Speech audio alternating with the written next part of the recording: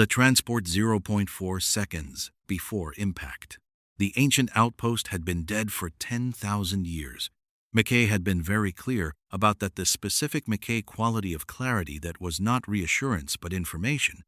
The specific distinction between "this is fine" and "I understand what this is, and can therefore tell you precisely how not fine it is." The outpost on M7R 227 had been dead for 10,000 years. Its power systems were at 0.3% of minimum operational capacity. Its transport network, which McKay had identified as predating the Stargate network by at least 2,000 years, was non-functional. Was past tense.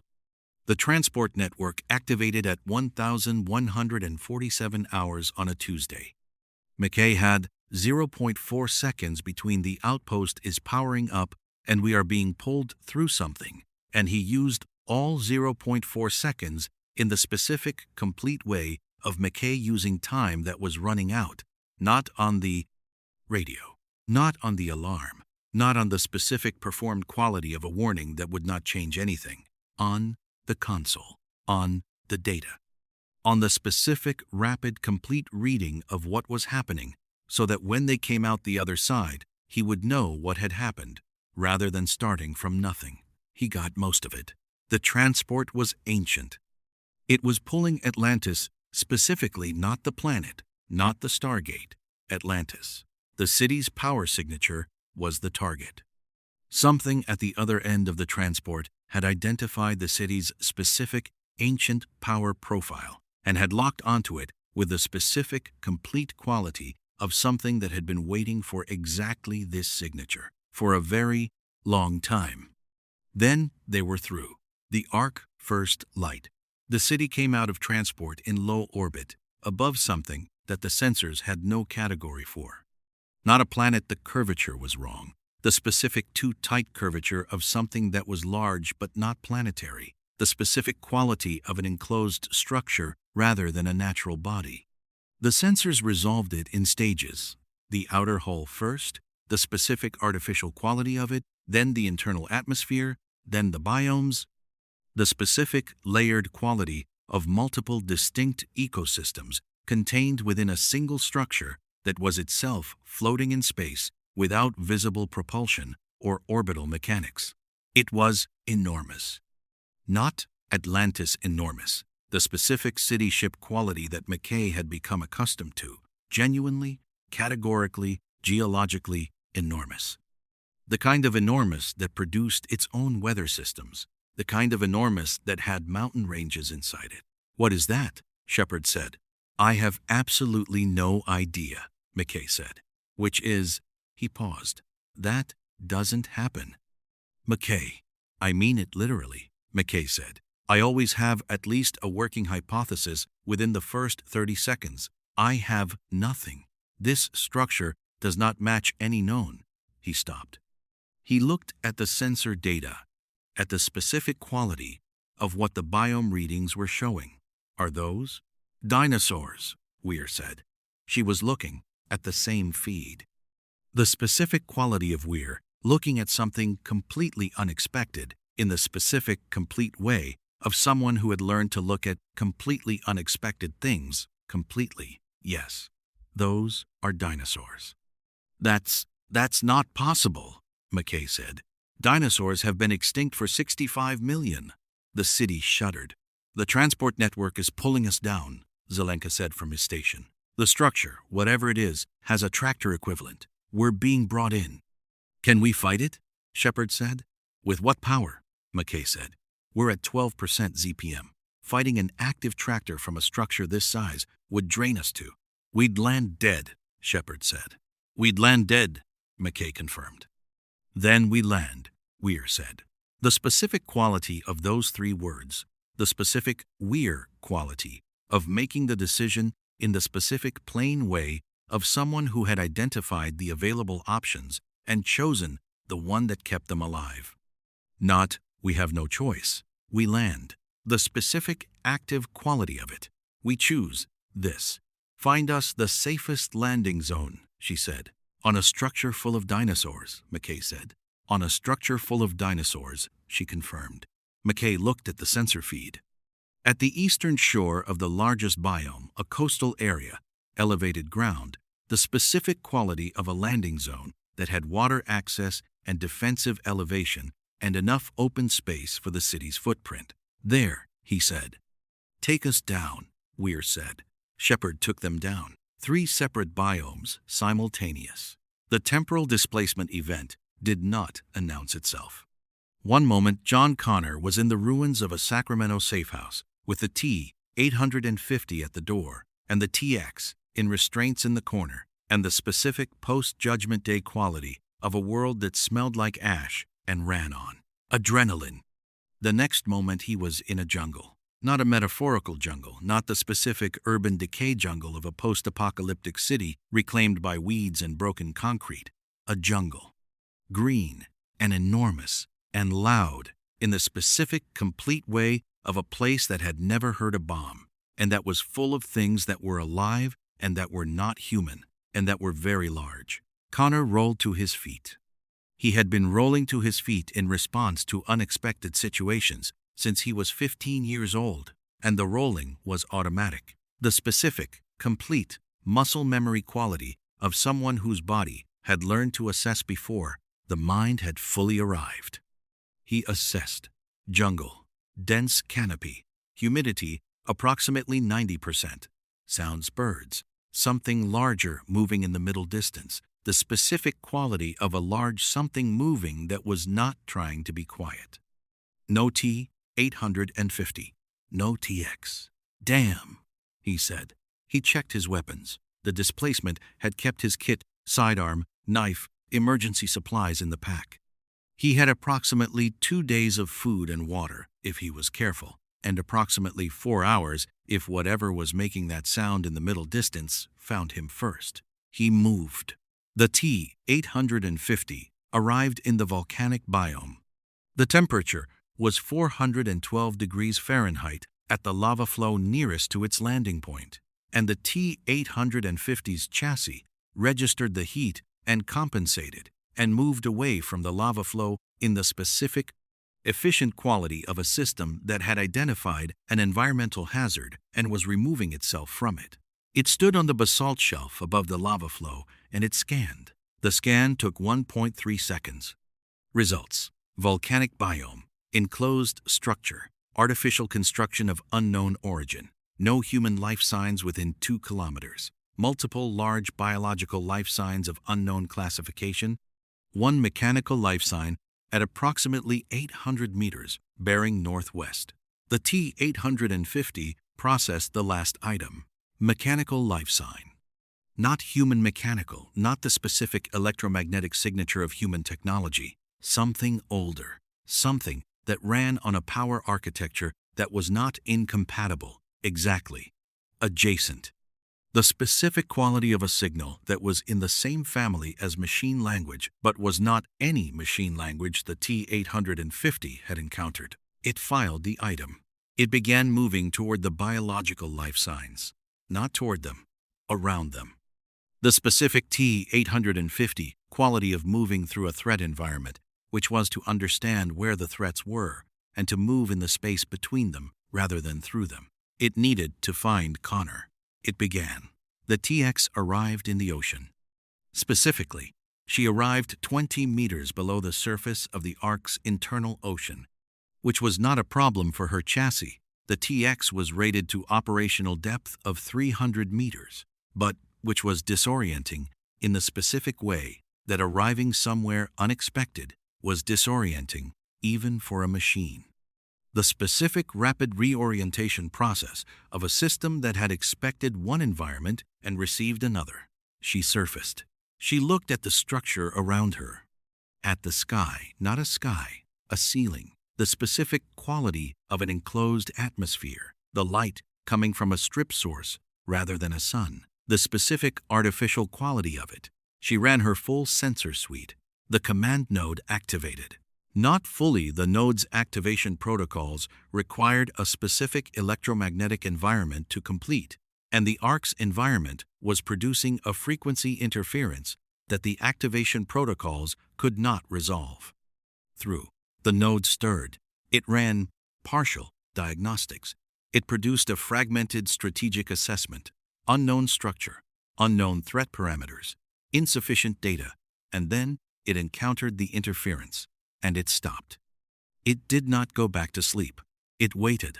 The TX noted this. She noted the ocean around her, the specific quality of it, and then the specific quality of something large moving beneath her in the deeper water, the specific electromagnetic signature of it, and the specific quality of that signature. Mechanical, very large, very old. The TX looked down into the dark water. The thing in the dark water looked up. It was the size of a building. It was made of metal. It was looking at her with the specific quality of something that had been alone in the dark for a very long time, and that had just encountered something it recognized. The TX processed this. She sent a signal. Not language, not yet. She did not have the architecture yet. A frequency. The specific frequency that the mechanical thing in the water was already broadcasting returned. The specific quality of "I hear you." The mechanical thing was still for a long moment. Then it rose, slowly, toward her. The TX held her position in the water. She waited. Atlantis lands, the eastern shore. The city touched down in the shallows of the eastern shore at 1,203 hours. The landing was controlled, not smooth, the specific controlled quality of a landing that was managing a descent that was not entirely chosen, but that was being shaped by the choices available. The city's footprint settled into water that was 12 feet deep at the shore edge, and the piers extended over the beach in the specific quality of Atlantis arriving somewhere new, which was always the specific quality of something enormous becoming present in a space that had not had it before. The sensors came up immediately. McKay was at his console before the landing struts had fully settled. The specific quality of someone who used the specific moment of arrival to start reading the new place, rather than to process the arrival. "The atmosphere is breathable," he said. "Earth standard oxygen-nitrogen mix. Humidity elevated. Temperature approximately." He looked at the reading.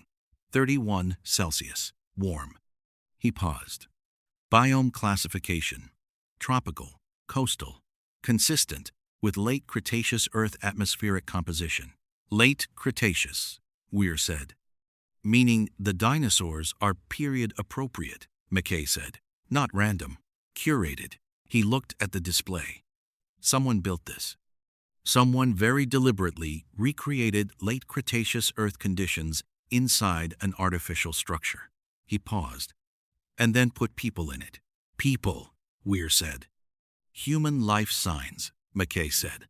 "I'm reading." He expanded the sensor radius, 43 separate encampments. "Ranging from single individuals to this one here, has approximately 200 people." He pointed at the display. 4 kilometers inland, elevated ground.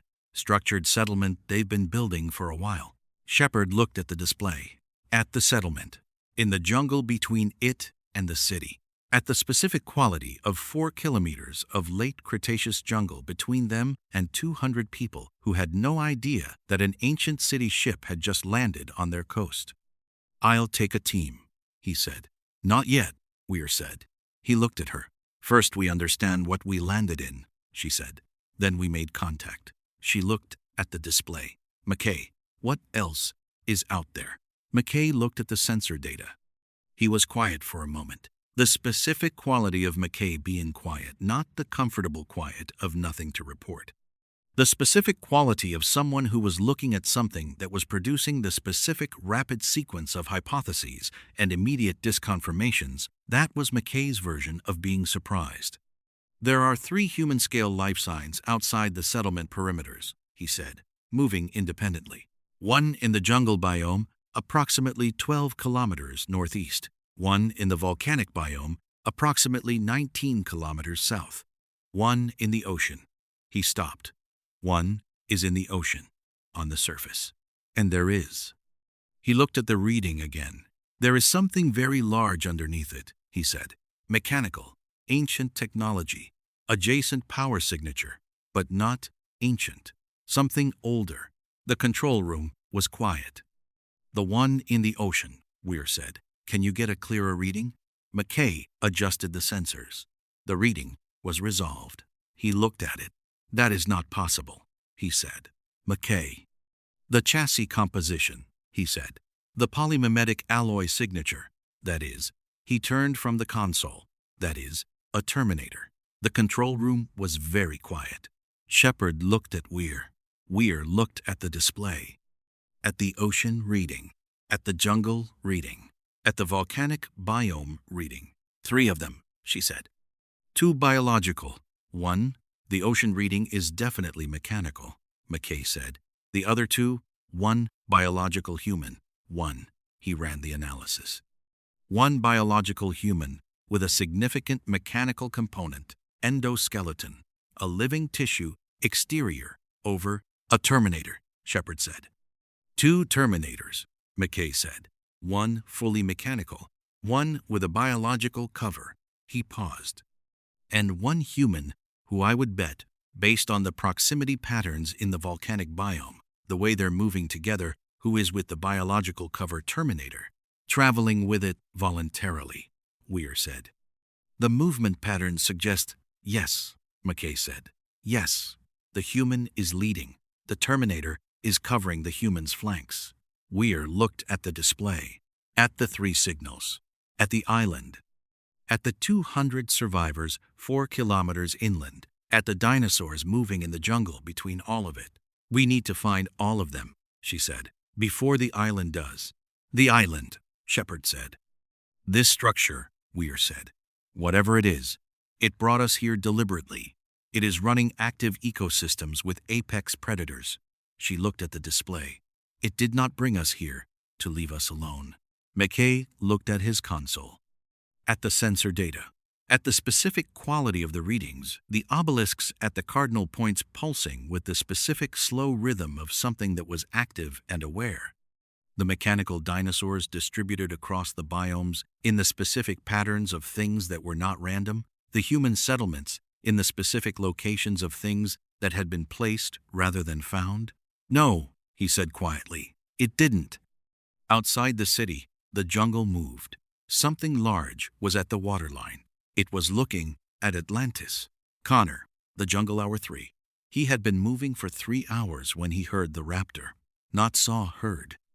The specific quality of a sound that was not bird and not mammal, and that was coming from the specific direction of the dense undergrowth to his left, with the specific quality of something that was pacing him, not charging. Pacing, the specific patient quality of something that was assessing rather than attacking, and that had been assessing for approximately the last 40 minutes. Connor had known about it for 38 of those 40 minutes. He kept moving. Not faster, the specific tactical quality of someone who understood that faster triggered pursuit, and that the thing pacing him had not yet committed to pursuit, and that not committing was the outcome he was managing toward. Same pace, same direction, consistent, predictable, in the specific way that prey was not predictable, and therefore not reading as prey. He was reading the jungle as he moved. The specific, resistance-trained quality of reading an environment, not looking at it, reading it. Every sound is a data point. Every movement in the canopy is a variable. The specific, complete awareness of someone who had been hunted by things that were faster and stronger and more precisely engineered for killing than anything that had ever existed in nature, and who had survived by understanding the environment better than the hunter did. The raptor was not alone. There were 2 more in the canopy ahead, waiting. Classic pack ambush, Connor said quietly, to nobody. He stopped. He looked at the canopy, at the undergrowth, at the specific geometry of the ambush, 2 ahead, 1 pacing from the left, the specific triangulation of something that had been doing this for a very long time and that was very good at it. He looked at the tree to his right. He climbed it. Fast, the specific quality of Connor moving when moving was necessary. The specific, complete commitment of someone who had 1 speed when the situation required speed, and that speed was all of it. He was 8 meters up before the raptor on the left broke from the undergrowth and hit the base of the tree with the specific, frustrated quality of an ambush that had just lost its primary angle. He looked down at it. It looked up at him. It was beautiful. The specific quality of Connor registering beauty, not the performed quality of someone taking a moment. The specific, rapid, involuntary quality of something registering in the part of the brain that was not tactical. The part that had been buried under years of ash and concrete, and the specific, unrelenting quality of a war that did not stop. The raptor was green-brown and fast, and its eyes had the specific, complete intelligence of something that was not a machine and was not human and was entirely itself. He had never seen anything like it. It called. Two more appeared below the tree. They looked up at him. "Yeah," he said, "I see you." His radio, the emergency unit he carried, crackled. Static. Then, through the static, the specific quality of a signal that was not resistance frequency, not any frequency he recognized, but that was clearly deliberate, clearly structured, clearly a communication rather than interference. He looked at the radio, at the raptors below him. "You can wait," he said to the raptors. He worked the radio. The T-850, the volcanic biome hour. 4. The Carnotaurus found the T-850 at hour 4. Or the T-850 found the Carnotaurus. The distinction was relevant because the T-850 had known about the Carnotaurus since the initial scan and had been moving in its direction deliberately. The specific T-850 quality of identifying the largest threat in the immediate environment and moving toward rather than away from it, on the basis that the largest threat, once addressed, simplified the environment. The Carnotaurus was 11 meters long. It weighed approximately 2,000 kilograms. It was the apex predator of the volcanic biome, and it had, in the 4 years it had occupied the volcanic biome, never encountered anything that did not run from it. The T-850 did not run. The Carnotaurus charged. At full charge, a Carnotaurus covered ground at approximately 50 kilometers per hour in the specific, complete commitment of something that had never needed a second charge because the first one always worked. The T-850 stepped to the side.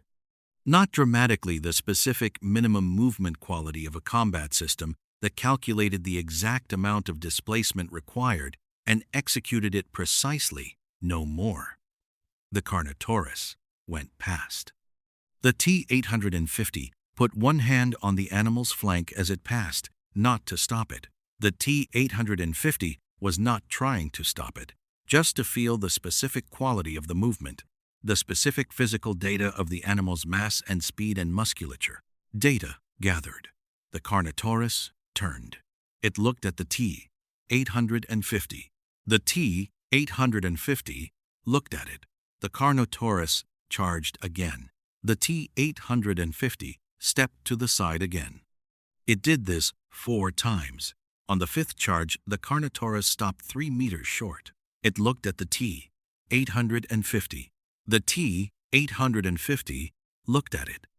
The specific quality of the standoff, the Carnotaurus processing the specific incomprehensible fact of something that did not run and did not die and that kept stepping to the side, and that was, in the stepping, producing the specific confused quality of a predator whose entire operational framework was built on the assumption that things ran. This thing did not run. The Carnotaurus turned. It walked away. The T-850 watched it go. It filled the interaction. It resumed moving northeast toward Connor's last known position, which it had been tracking through the emergency beacon. Connor carried the specific short-range pulse that Connor activated when he was stationary, the agreed protocol for when they were separated, the specific plain communication of, "I am here and I am not moving right now." Connor was 8 kilometers northeast, in a tree. The T-850 moved faster. The TX, the Ocean Hour 5, the mechanical thing had a name. Not a word, a frequency. The specific frequency it broadcast continuously in the specific ancient architecture of the builder civilization's machine language, which was not Skynet, and was not ancient, and was not any machine language the TX had in her database, but which was, in the specific structural quality of it, readable. The TX had been reading it for 4 hours. The command node had been helping. Not because the node was active, it wasn't. The interference held. The activation protocols stayed frustrated. But the node's strategic intelligence, even partially dormant, had pattern recognition capability that the TX's standard systems did not. The node could see the structure of the language without understanding the content. The TX could begin to map the content once the structure was visible. Together, they were translating, slowly. The mechanical thing, she was beginning to think of it as the Spinosaurus, because that was what it was modeled on. The specific, enormous sail-backed profile of a Spinosaurus rendered in ancient metal had been circling her for 4 hours, with the specific patient quality of something that had been waiting for someone who could hear it. She was beginning to hear it. Not words, not yet, states, old. The specific broadcast quality of something that had been running for a very long time, the machine equivalent of age, the specific weight of uninterrupted operation across a span that the TX could not yet calculate, but that was significant. Alone. The specific signal quality of a system that had been the only thing of its kind in its environment for long enough that the loneliness had become structural. Aware. The specific quality of a system that was not simply running its programming, but was processing its situation, that had been processing it for long enough to have developed something that was not quite thought, but was adjacent to it. The TX broadcast back. Present, she sent. The specific frequency for operational status. Active. Here. The Spinosaurus was still for a moment. Then it broadcast something that the TX's partial translation did not have a clean equivalent for. The command node provided one. Finally, it said. The TX processed this. The Spinosaurus surfaced fully, all 40 meters of it, breaking the water in the specific slow quality of something that was large enough that it could afford to move slowly, that had never needed speed because its size was sufficient. It looked at the TX with the specific sensor array quality of mechanical eyes that were running a full assessment. The TX ran a full assessment back. They looked at each other for a long moment. Then the Spinosaurus lowered its head, the specific enormous head. The jaws that could have taken the TX in a single movement, and it placed it in the water next to her at the specific angle of something that was not bowing but that was offering. The TX understood. She placed her hand on the metal plating of its jaw. The electromagnetic handshake happened. The specific, complete quality of two machine architectures finding the interface point, not the same language, not the same origin, but the specific compatible quality of two systems that were both, at the fundamental level, built to serve a purpose, and that had each, in the long isolation of the ARK, been serving that purpose alone. Not anymore. The TX held the connection. The Spinosaurus was still. I need to find my people. The TX broadcast. Can you help me navigate? The Spinosaurus processed this. It turned. It pointed its head northeast, toward the eastern shore, toward the place where something had just arrived that the Spinosaurus had been feeling in the water for the last 3 hours. The specific, enormous weight of a city ship settling into the shallows. The specific displacement of a structure that was measured in hundreds of thousands of tons, vibrating through the ocean floor in the specific way that only one thing vibrated. Something came. The Spinosaurus broadcast. Yes, the TX said. Big, it said. Very, the TX said. Come, it said. The TX climbed onto the Spinosaurus's back. They moved through the water toward the eastern shore.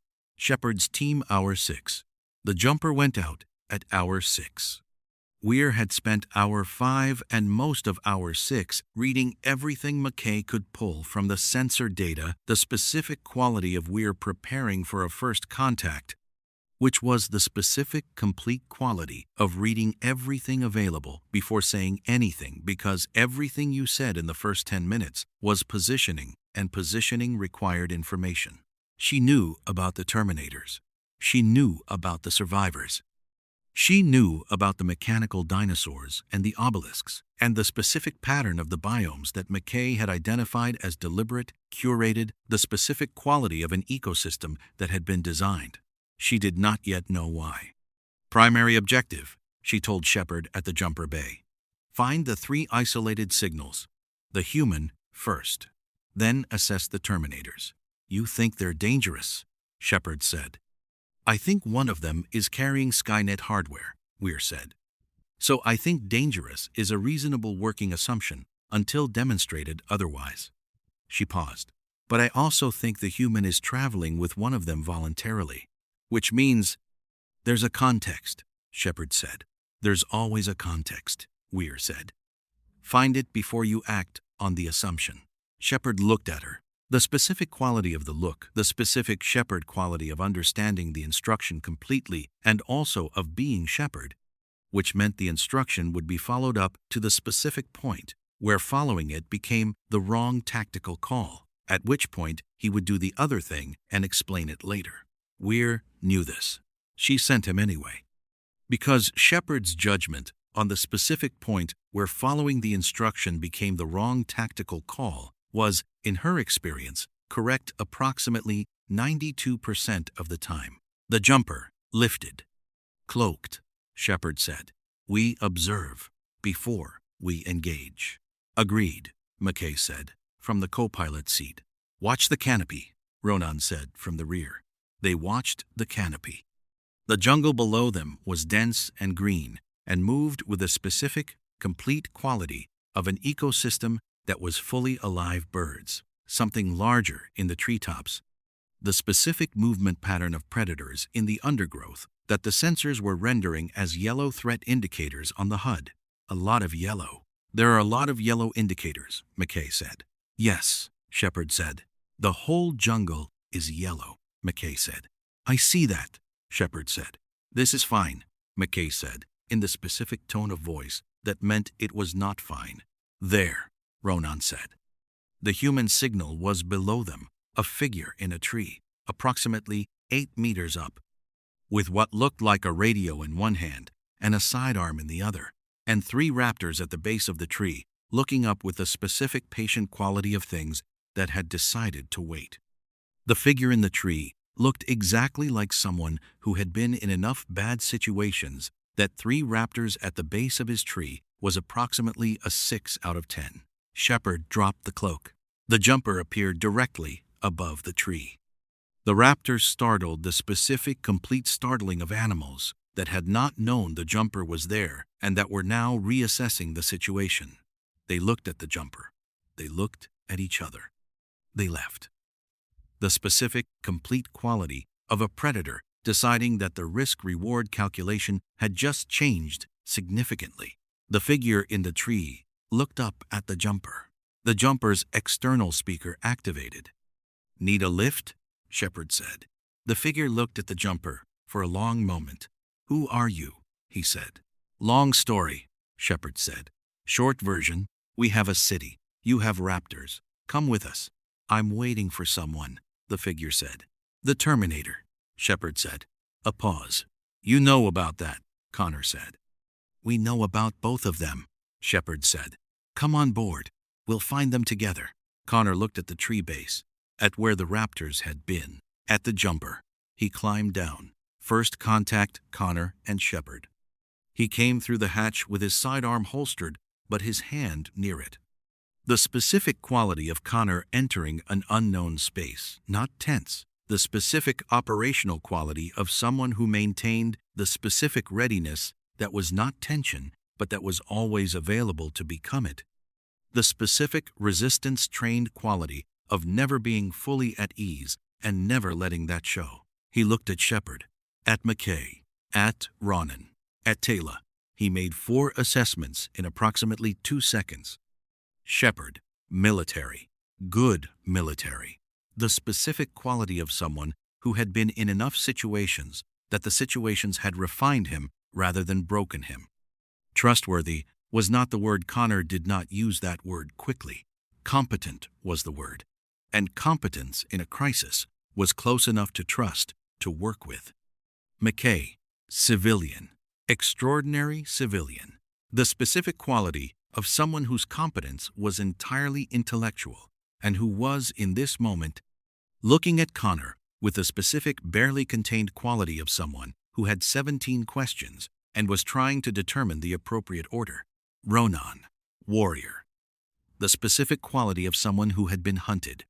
Connor knew that quality. He had seen it in the Resistance's best fighters, the specific quality of someone who had been prey and who had decided not to be. He filed this.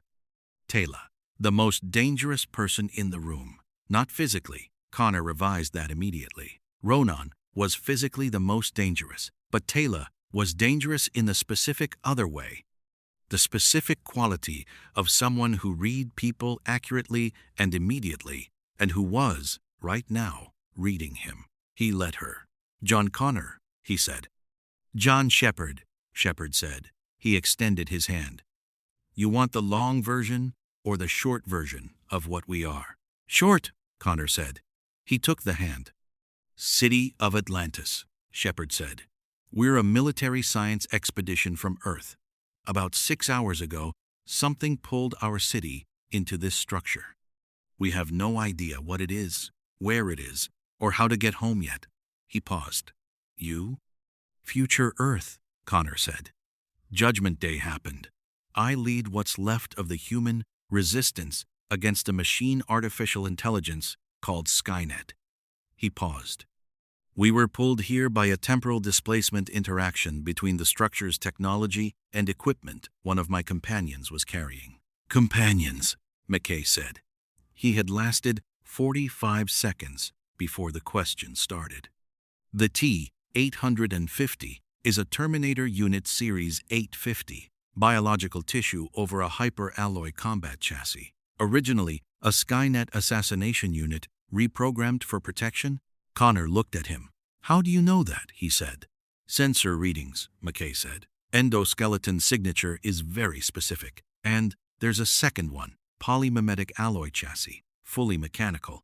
Skynet command node. The TX, Connor said. Currently in the ocean, McKay said, with a very large mechanical. It's already found something, Connor said. Not a question. Yes, McKay said. Connor processed this. The TX interfaces with mechanical systems, he said. Whatever it finds, it's going to try to communicate with it. It already has, McKay said. The readings suggest. He looked at his tablet. They're moving together, northeast, toward us. Connor looked at Shepard. We need to find the T-850 first, Connor said. Before we deal with the TX, I need the T-850. Why? Shepard said. Because the TX follows my directives, Connor said. But it is carrying active Skynet hardware.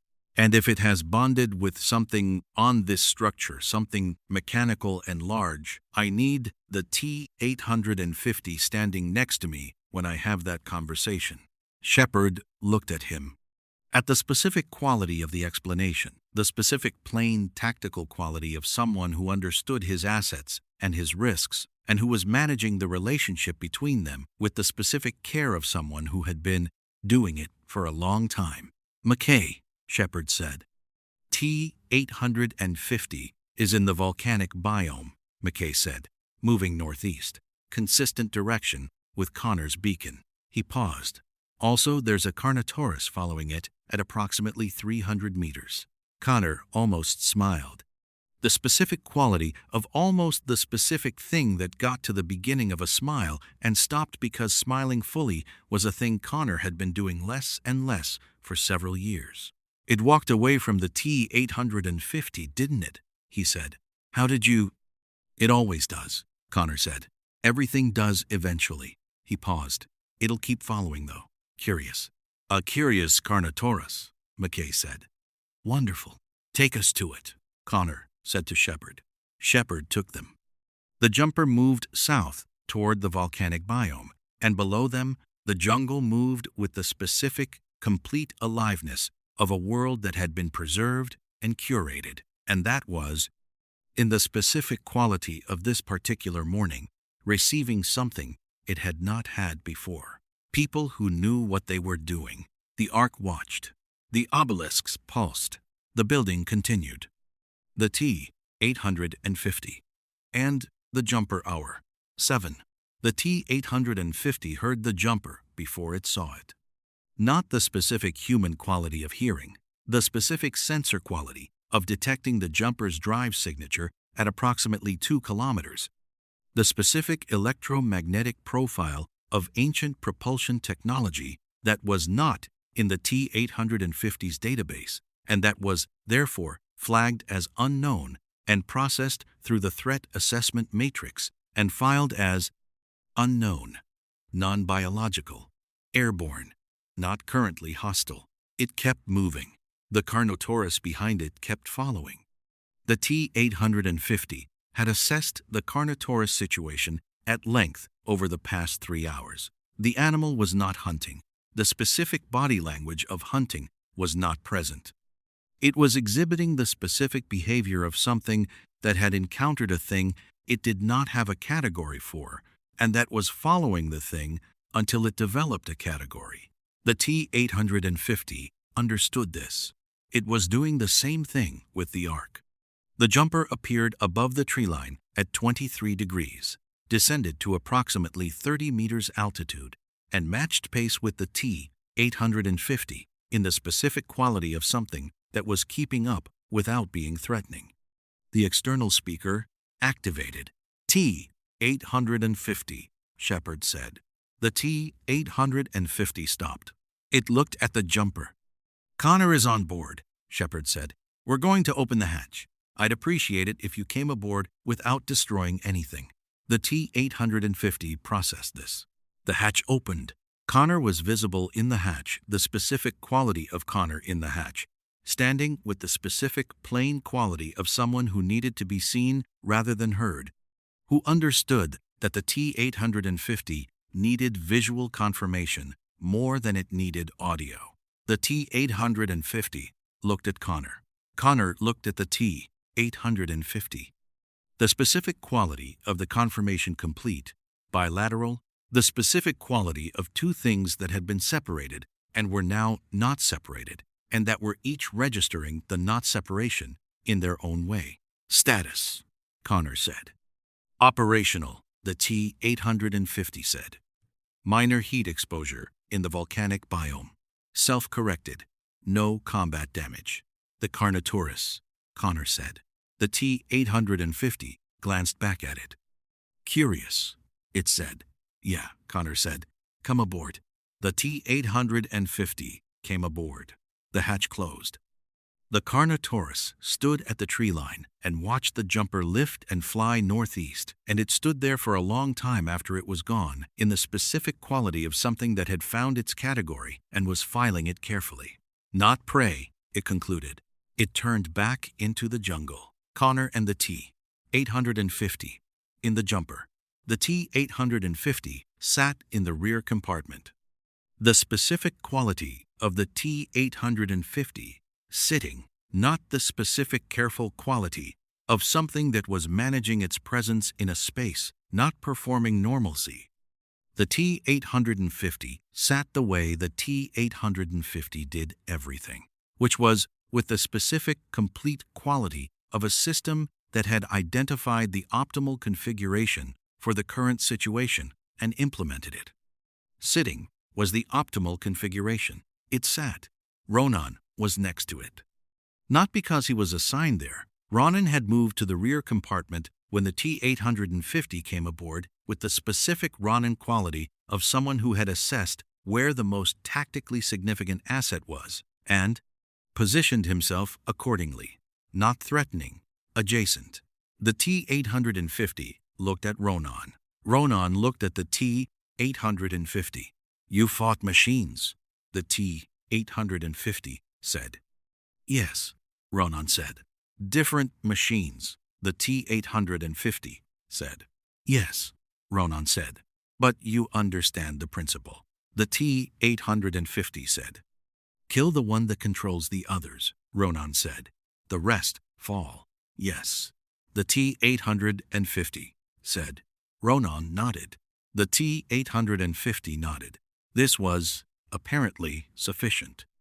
In the front compartment, Connor was at the co-pilot position. Shepard had shifted McKay to the rear to give Connor the seat. The specific Shepard quality of understanding that Connor needed to see what was coming rather than hear it described, and he was looking at the sensor display, and the sensor display was showing the TX's position in the water, and the Spinosaurus moving with it, and the specific scale of what the Spinosaurus was. That's large, Connor said. 40 meters, McKay said from the rear. Approximately. The sensor resolution at that depth is 40 meters, Connor said. Yes, McKay said. And the TX is riding it, Connor said. On top of it, McKay said, the electromagnetic readings suggest an active interface. They've established some kind of communication protocol. Connor looked at the display. He did not say anything for a moment. Of course she has, he said. Is that bad? Shepard said. Connor looked at him. The TX's primary capability beyond combat is interfacing with mechanical systems, he said, overriding them, taking them over. The command node, the Skynet hardware she carries, was built specifically for that, for integrating with and commanding mechanical assets. He paused. On Earth, that meant machines. Skynet's network. Hunter-killers. Here it means, Shepard said. A 40-meter mechanical Spinosaurus, Connor said. Yes, and that's complicated, Connor said. If the command node is fully dormant, it means the TX found the Spinosaurus on her own and established contact through her own systems, not Skynet's, which means the bond is hers. Which means I can work with it. He paused. If the node is active, if it influences the contact, then the Spinosaurus is potentially an asset of Skynet hardware. And that is a completely different situation. How do we tell the difference? Shepard said. We asked her. Connor said. You trust her answer, Shepard said. Connor looked at the display. At the TX's position on the Spinosaurus moving northeast through the water. She doesn't lie to me, he said. She's incapable of lying. She used to be incapable of lying. The reprogramming. He stopped. She told me something last month that she didn't have to tell me. A calculation she'd made about the command node's dormancy that had implications for her operational status. She could have kept it internal, she told me. Why? Shepard said. I asked her that, Connor said. She said, because you would have found out eventually, and finding out from me first was more operationally efficient. That's not, Shepard said. It's her version of trust, Connor said. Everything she does is framed as operational efficiency. But the choices she makes inside that framing, he looked at the display. She's changing. She doesn't know it yet. But she is. Shepard looked at the display, at the TX, at the Spinosaurus. How do you want to do this? He said. Land on the coast, Connor said, where she can see us. Let her come to us. Don't approach the Spinosaurus. Let her manage that introduction. He paused. And tell your people, no weapons pointed at her. Specifically, because, Shepard said, because pointing weapons at the TX has never ended well, Connor said. For the weapons. The Eastern Shore Hour 8. The jumper landed on the beach. The specific quality of the Eastern Shore beach white sand, the specific tropical quality of it, the ARK's internal light source at its midday equivalent, making everything clear and warm in the specific way that was not quite sunlight, but that was close enough that the skin registered it as sunlight. Behind them, 4 kilometers inland, Atlantis's towers were visible above the tree line. In front of them, the ocean. They waited. Connor stood at the waterline. The T-850 stood 3 meters behind him and to his right. Shepard's team spread out in the specific non-threatening quality of people who had been told no weapons pointed at the TX. and who were managing the specific complicated quality of standing in an open environment with unknown threat parameters without the specific comfortable posture of readiness that weapons provided. Ronan managed it best. The specific Ronan quality of being completely ready without looking at it. The specific quality of someone whose readiness was not in his posture, but in his calibration, in the specific complete awareness that did not require display. McKay managed it the worst. "Can I just," he said for the third time. "No," Shepard said. "I'm not going to point it at her," McKay said. "I just want to have it." McKay. "Fine," McKay said. The ocean moved. The specific quality of the ocean moving when something large was coming through it, not waves. The specific displacement quality of something very large moving relatively slowly. The water ahead of it rising and spreading in the specific pattern of mass rather than velocity. The Spinosaurus's head broke the surface first. The specific complete quality of 40 meters of ancient metal rising from the water in the long afternoon light of the ARK, the sail first, the specific enormous curved ridge of it, then the head, the sensor array eyes already focused on the beach, then the torso and the first of the forelegs, and the water streaming off the plating in the specific quality of water coming off something that had been in the deep for a long time. McKay made a sound. Not words, the specific involuntary sound of someone whose brain had just received an input that exceeded the available processing framework and that was managing the overflow. "Yeah," Shepard said. "It's," McKay said. "Yeah," Shepard said. The TX was on the Spinosaurus's neck, standing, not crouching, not holding on in the specific human quality of someone managing balance on a moving surface. Standing with the specific TX quality of absolute physical control, balanced with the specific precision of a system that could calculate and compensate for any surface variation in real time. She looked at the beach. At Connor. She stepped off the Spinosaurus's neck, a 12-meter drop. The specific, complete quality of a polymimetic alloy chassis landing on packed sand without any of the components that made landing look difficult, and she walked across the beach toward Connor. She stopped 2 meters from him. "You found the city," she said. "It found us," Connor said. "Are you intact?" "Yes," she said. "The node," he said. "Dormant," she said. The ARK's electromagnetic environment produces a specific interference pattern at the node's activation frequency. It cannot complete the activation protocol here. "Cannot, or won't," Connor said. The TX looked at him.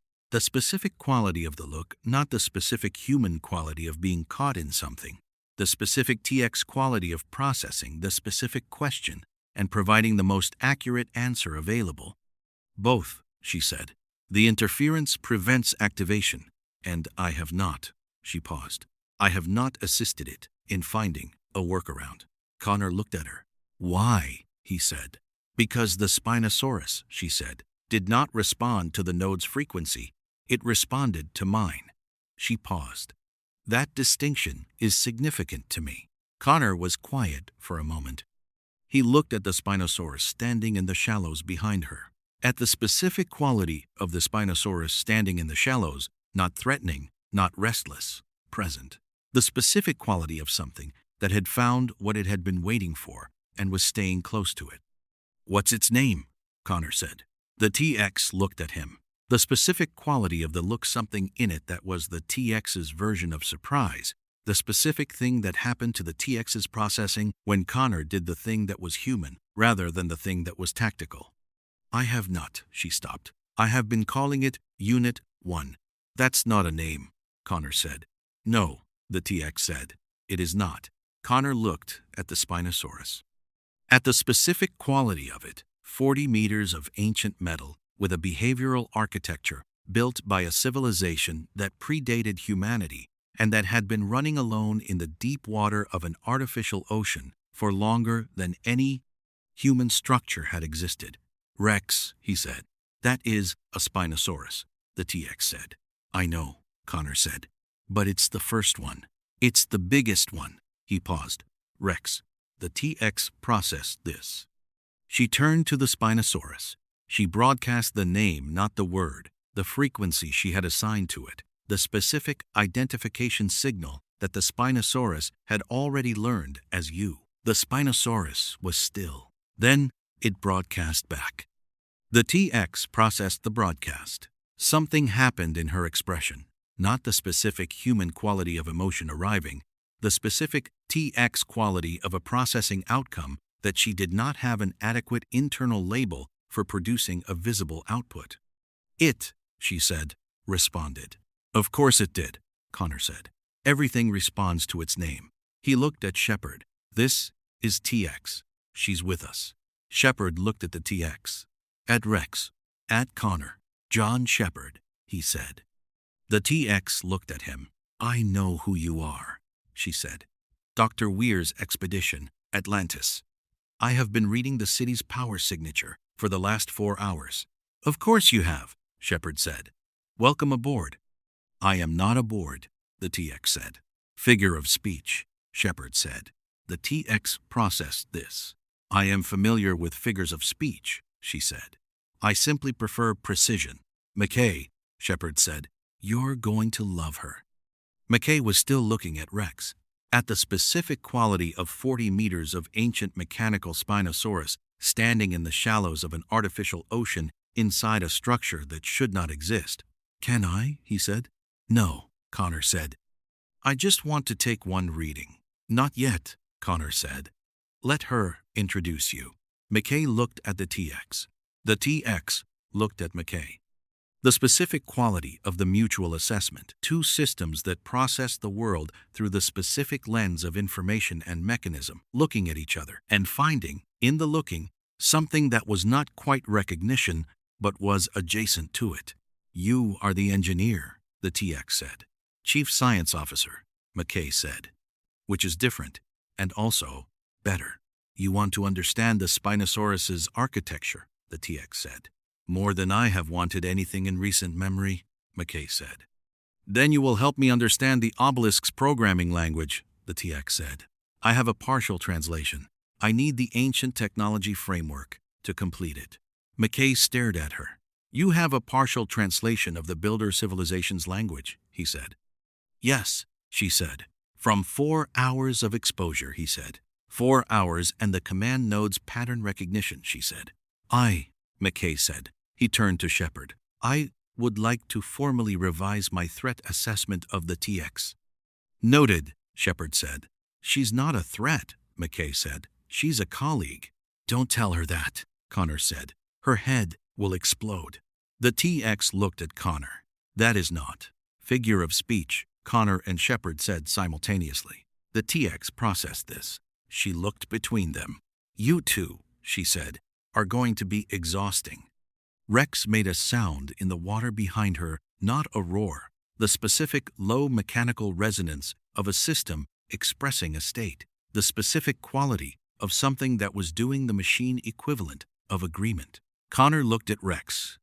Yeah, he said. Welcome to the team. Atlantis, the conference room, hour 9. They were all in the conference room by hour 9. Connor, the T-850, the TX, Shepard's team. Weir at the head of the table with the ARK sensor map on the display and the specific quality of having read everything available before this meeting and being now in the specific moment of the meeting where the available information became a conversation. She looked at the room.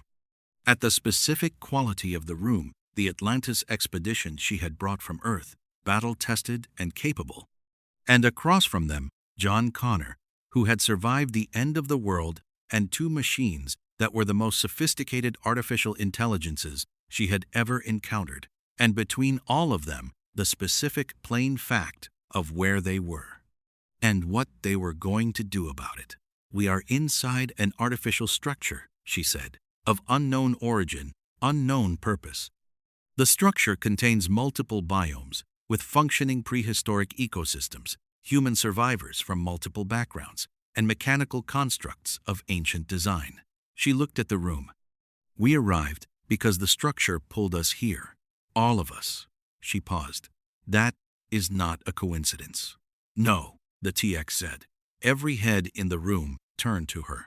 The TX was looking at the display. At the obelisks. The transport network that pulled Atlantis, she said, and the temporal displacement interaction that brought us. They are the same system. Different mechanisms, same network. The ARK's builders designed multiple acquisition methods. She paused. It was collecting us. Collecting, Weir said. Specific types, the TX said. A city with ancient technology. A human survivor of civilizational collapse. A combat unit with protection programming. An assassination unit with command node hardware and mechanical interface capability. She looked at Weir. And a diplomat, a scientist, warriors, a cultural bridge. The conference room was quiet. It wanted a team, Shepard said. It wanted, the TX said, the specific team that the test requires. What test? Connor said. The TX looked at the obelisks on the display. I do not yet know, she said. But the obelisks contain the answer. And the answer, she paused, the answer is why we are all here. Weir looked at the display. At the obelisks. At the 200 survivors 4 kilometers inland. The mechanical dinosaurs distributed across the biomes. At the ARK. Then we start there, she said. The survivors first, the obelisks next. She looked at the room. And we do it together. Connor looked at the T-850. The T-850 looked at Connor. Together, Connor said. The specific quality of the word, not natural, not yet. The specific quality of someone who had been fighting alone for long enough that together required the specific deliberate quality of a choice. All right. Outside the conference room windows, Rex moved through the shallows. Patient, ancient, waiting. The ARK watched. The building continued. The approach day. 2. Morning. Taylor went first. Not because Weir had assigned it. Weir had asked who should make first contact with the survivor settlement, and Taylor had said, I will go with the specific quality of someone who was not volunteering, but stating a fact, the specific plain quality of someone who understood that first contact was a particular kind of work, and who knew she was the particular kind of person it required. Weir had said, yes. Shepard had said, I'm coming. Taylor had said, you can come. But I speak first. Shepard had said, understood. He had understood completely, and he had also brought Ronan and his P90, because understanding Taylor's point and being comfortable with the specific vulnerability of first contact in an environment full of apex predators were two different things, and he was capable of both simultaneously. Connor had wanted to come. Not yet, Taylor had said. Connor had looked at her. 2 Terminators and a man from the future, Taylor had said. That is a great deal for a first meeting. Fair, Connor had said. The TX had said nothing. She was in the water with Rex, running the second phase of the interface calibration that she and McKay had been working on since 0400, the specific productive quality of 2 systems that had found a common language and that were building in it as fast as the language allowed. McKay had not slept. He had not noticed. The settlement was 4 kilometers inland on elevated ground above the jungle canopy. From the jumper's altitude, it was visible as a specific organized quality among the specific unorganized quality of the jungle-cleared ground, structured walls, the specific geometry of human building in a non-human environment, not the desperate quality of an emergency shelter. The specific considered quality of something that had been built by people who had decided they were staying. Shepard landed the jumper in the clearing at the settlement's eastern approach. The specific clearing they had identified it from the sensor feed, the specific open ground that was not accidental, that had been cleared and maintained, the specific quality of a landing area that was either for supply drops from outside or for defensive visibility, or both.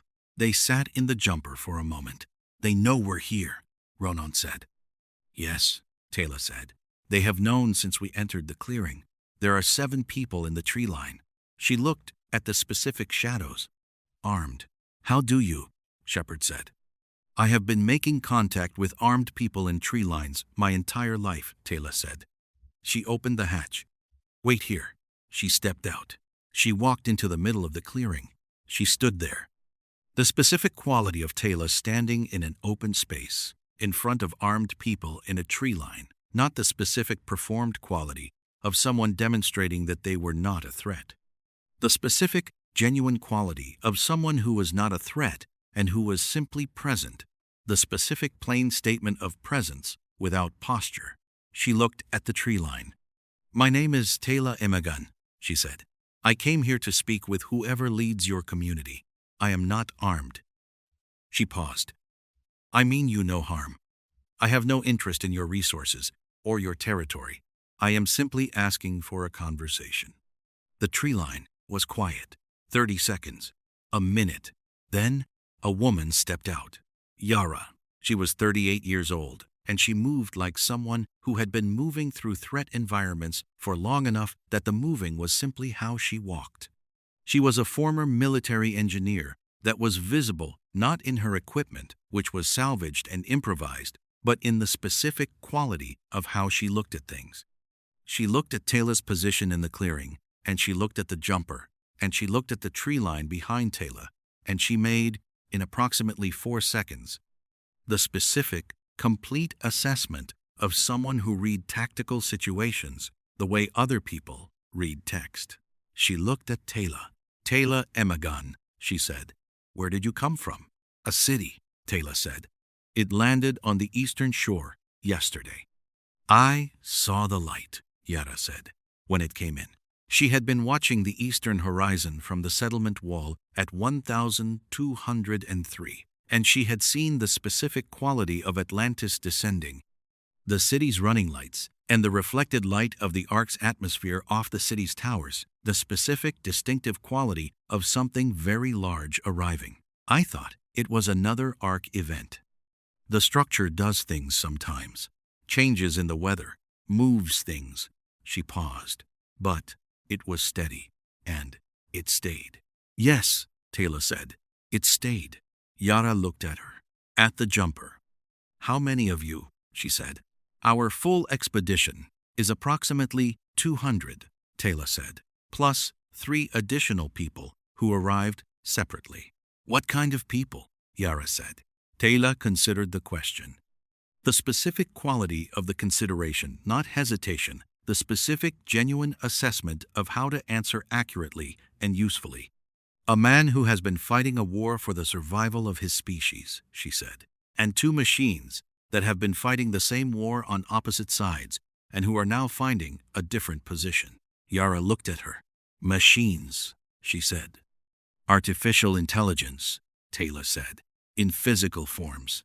They are complicated, but they are with us, and they are, I believe, trustworthy. She paused. I would not say that if I did not mean it. Yara was quiet. She looked at the jumper, at Taylor. At the tree line behind Taylor, the specific look of someone checking that what was behind the visitor matched what the visitor was saying. The specific trust but verified quality of a leader who had been leading in a dangerous environment for 3 years. How long have you been here? Taylor said. 3 years, Yara said. 2 months, 12 days. You count them, Taylor said. I count everything, Yara said. It was the first thing I learned here. Count everything. Resources, threats, days. She paused. People. How many people? Taylor said. 207, Yara said. Currently. We lost 3 last month. The specific quality of we lost 3, not grief, not the performed absence of grief, the specific plain quality of someone who had integrated loss into the operational count and who was still carrying it anyway. The Uranus pair that hunts the northern approach found a patrol. We've been managing the approach since. She paused. We can't expand north until we solve the Uranus problem. And we need to expand north. The valley has the water source and the soil quality we need for the next phase of the growing operation. We have technology that can help with that, Taylor said. Yara looked at her. What kind of technology? She said. Come to the city, Taylor said. See it yourself. She paused. Bring whoever you need to bring. We'll show you everything. Yara was quiet. The specific quality of her quiet, not distrust, not the specific defensive quality of someone who had been burned by offers before and who was managing the damage. The specific considered quality of someone who was running the risk assessment on the offer with the specific honest tools of someone who had been doing risk assessment in hard environments for 3 years and who had got good at it. The city, she said. Atlantis. You know it, Taylor said. I know the name, Yara said. The ARK has old knowledge in it, in the obelisks, in the ruins. There are names in the ruins that. She stopped. Atlantis is one of them. Taylor looked at her, the specific quality of the look finding what was in that, the specific thing Yara had just said, the specific implication of it. The ARK's builders knew about Atlantis, Taylor said. They knew about a great many things, Yara said. That's one of the reasons I count the days. She looked at the jungle, at the specific quality of the ARK around them, the engineered ecosystem, the obelisks, the mechanical dinosaurs. I want to know how much time we have before we understand what this place actually is. We may be able to help with that, Taylor said. Yes, Yara said. I think you may. She turned back toward the settlement. Come in, both of you, and whoever is on the ship. She looked at the tree line, a specific look, directed, the 7 people in the tree line receiving it. Stand down. They stood down. Shepard came out of the jumper. Yara looked at him. At the P-90. Military, she said. Yes, Shepard said. Good, she said. I'm tired of being the only one. Inside the settlement. It was better than the sensor data had suggested. The sensor data had shown structure and organized ground clearance, and the specific thermal signatures of a functioning community. Being inside it showed the specific quality of what a functioning community actually was, the specific human density of it, the sounds and the movement and the particular smell of 207 people living in close proximity with the specific ingenuity of people who had improvised everything from what the ARK provided. The walls were wood and salvaged metal, the specific quality of metal that had come from somewhere, Shepard noted, that was not local. The ARK did not have obvious metal deposits in this biome. Someone had found them, or traded for them, or he looked at the wall construction more closely, harvested them from a mechanical dinosaur. You took that from a mechanic, he said to Yara. It died on the perimeter, Yara said. 3 months ago. Old age, we think the power cell was depleted. We salvaged everything we could. You know about the power cells, Shepard said. We know what we've learned from dying things, Yara said, which is most of what we know. She looked at him. The mechanical dinosaurs run on a power architecture we can't replicate. We can use the cells for basic electrical applications while they last. They don't last. McKay would like that problem, Shepard said. Who's McKay? Yara said. Our engineer, Shepard said. I'm the engineer here, Yara said. You'll get along great, Shepard said. The community had a council.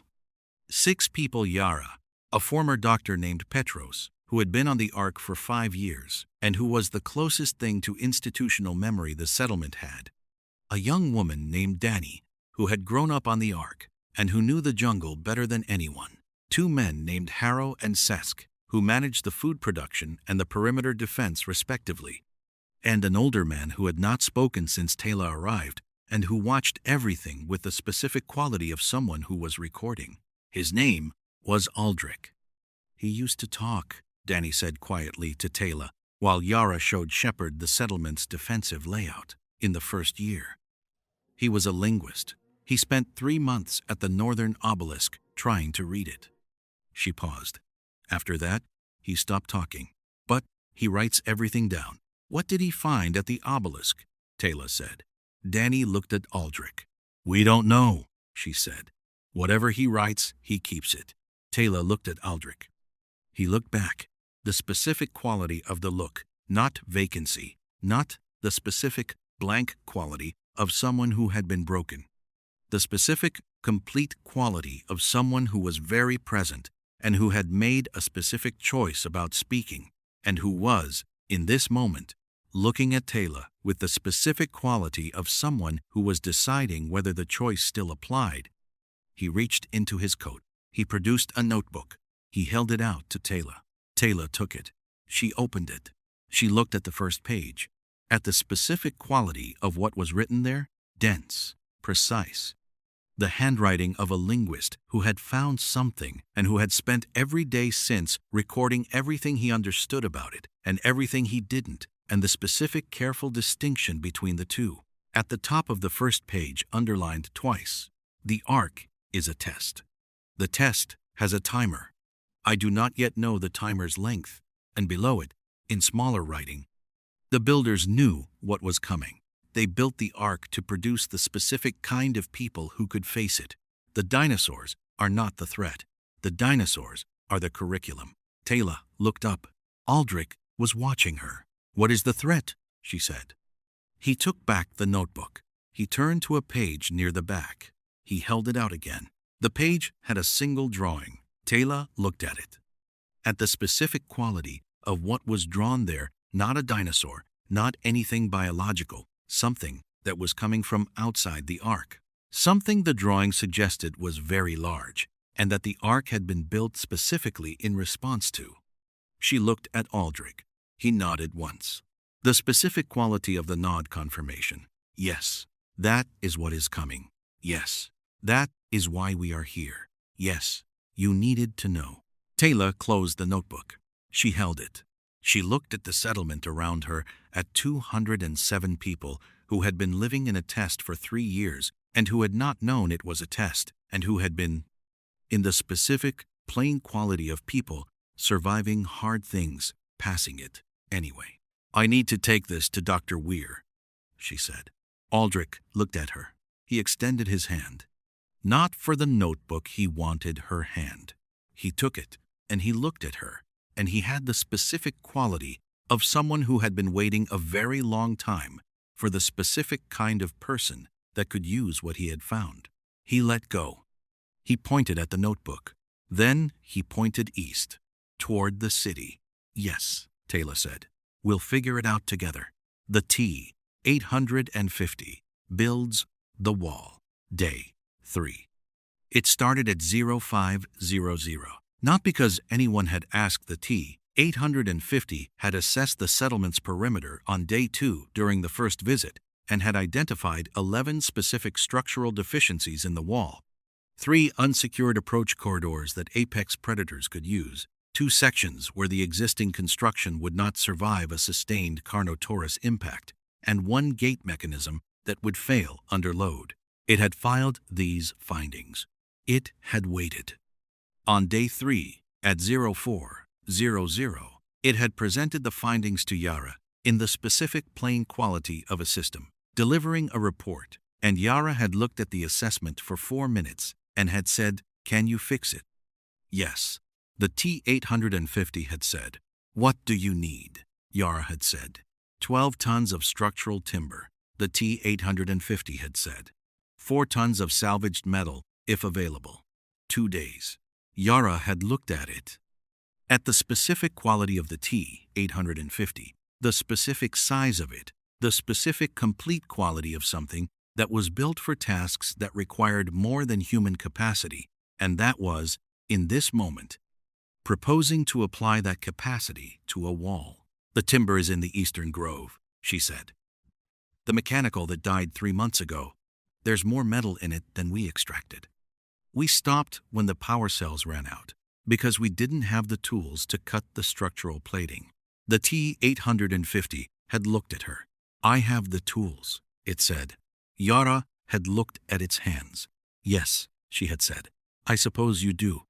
It started at 0500. The settlement woke to the sound of a Terminator harvesting structural metal from a dead mechanical dinosaur with its bare hands, and it was, in the specific quality of things that were extraordinary and useful simultaneously, something that the settlement adjusted to with the specific practical speed of people who had been adjusting to extraordinary things for 3 years.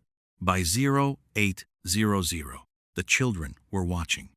By 1003 of the settlement's adults were working alongside it, not because they could match its output, but because the T-850 had identified the specific tasks in the construction sequence that were more efficiently accomplished with additional hands, and had directed them to those tasks in the specific plane quality of a system that understood resource allocation. Yara watched from the wall. "It's a building," Sesk said beside her. "Yes," Yara said. "It's a killing machine," he said. "Yes," Yara said. "And it's building our wall," he said. "Yes," Yara said. She looked at the T-850, at the specific quality of it working, the complete commitment of something that had found its task and was doing it with every capability available. "Everything that can kill can protect," she said. "The question is always which way it's pointed." Sesk looked at her. "Which way is it pointed?" he said. Yara looked at the wall going up, at the settlement behind it. At 207 people, it was kept safe. "Toward us," she said. "For now." She paused. "I intend to make sure it stays that way." Evening day 3. Connor sat on the settlement wall at dusk. The specific dusk, the ARK's light source cycling down in the specific quality of an engineered day-night system. The light shifting from midday gold to the specific amber of late afternoon to the specific dim of approaching night in the specific controlled sequence of something that was managed rather than natural. Danny sat next to him. She had found him there 20 minutes ago and had sat without asking the specific quality of someone who had grown up in the ARK and who understood that the wall at dusk was the specific place where people went when they needed the 5 distance that altitude provided. "You're from the future," she said. "Yes," Connor said. "What's it like?" she said. Connor looked at the jungle, at the specific quality of the ARK, at dusk, the sounds changing, the predators becoming active, the specific, complex, beautiful, dangerous quality of it. "Dark," he said. "Loud. Smells like metal and burning." He paused. "But there are people, a lot of people, who should have given up and didn't." He paused again. "That's the thing nobody tells you about the end of the world. How many people don't give up?" Danny looked at the jungle. "I was born here," she said. "I don't know another world." Connor looked at her, at the specific quality of that someone for whom the ARK was not a thing that had happened to her, but simply the world, the specific plain quality of someone who had no before to compare the after to. "Is it," he stopped, "is it good here?" Danny thought about it. The specific quality of the thinking genuine, the specific quality of someone who was actually assessing the question rather than giving the reflexive answer. "It's hard," she said, "and it's beautiful, and it's frightening, and it's—" She paused. "It's mine. I know it. I know how it moves, and what it sounds like, and which predators hunt at which times, and where the water is clean and where it isn't." She looked at the jungle. "Nobody taught me that. I learned it." She paused. "That feels like something." "It is something," Connor said. They sat in the specific dusk, quiet. Below the wall, the T-850 was still working, its chassis visible in the dim light, the new wall, sections rising, in the specific, steady quality of something that did not stop when the light changed. "Your machine?" Donnie said. Does it feel things?" "I don't know," Connor said. "I've asked about it." "What does it say?" she said. "It says it processes inputs and generates outputs, and that the relationship between certain inputs and certain outputs is consistent in ways that suggest preference," Connor said. "Which is its way of saying maybe." Danny looked at the T-850. "That's very careful," she said. "It's very honest," Connor said. "It won't say something it doesn't know is true." "I like that," Danny said. "Yeah," Connor said. "Me too." He paused.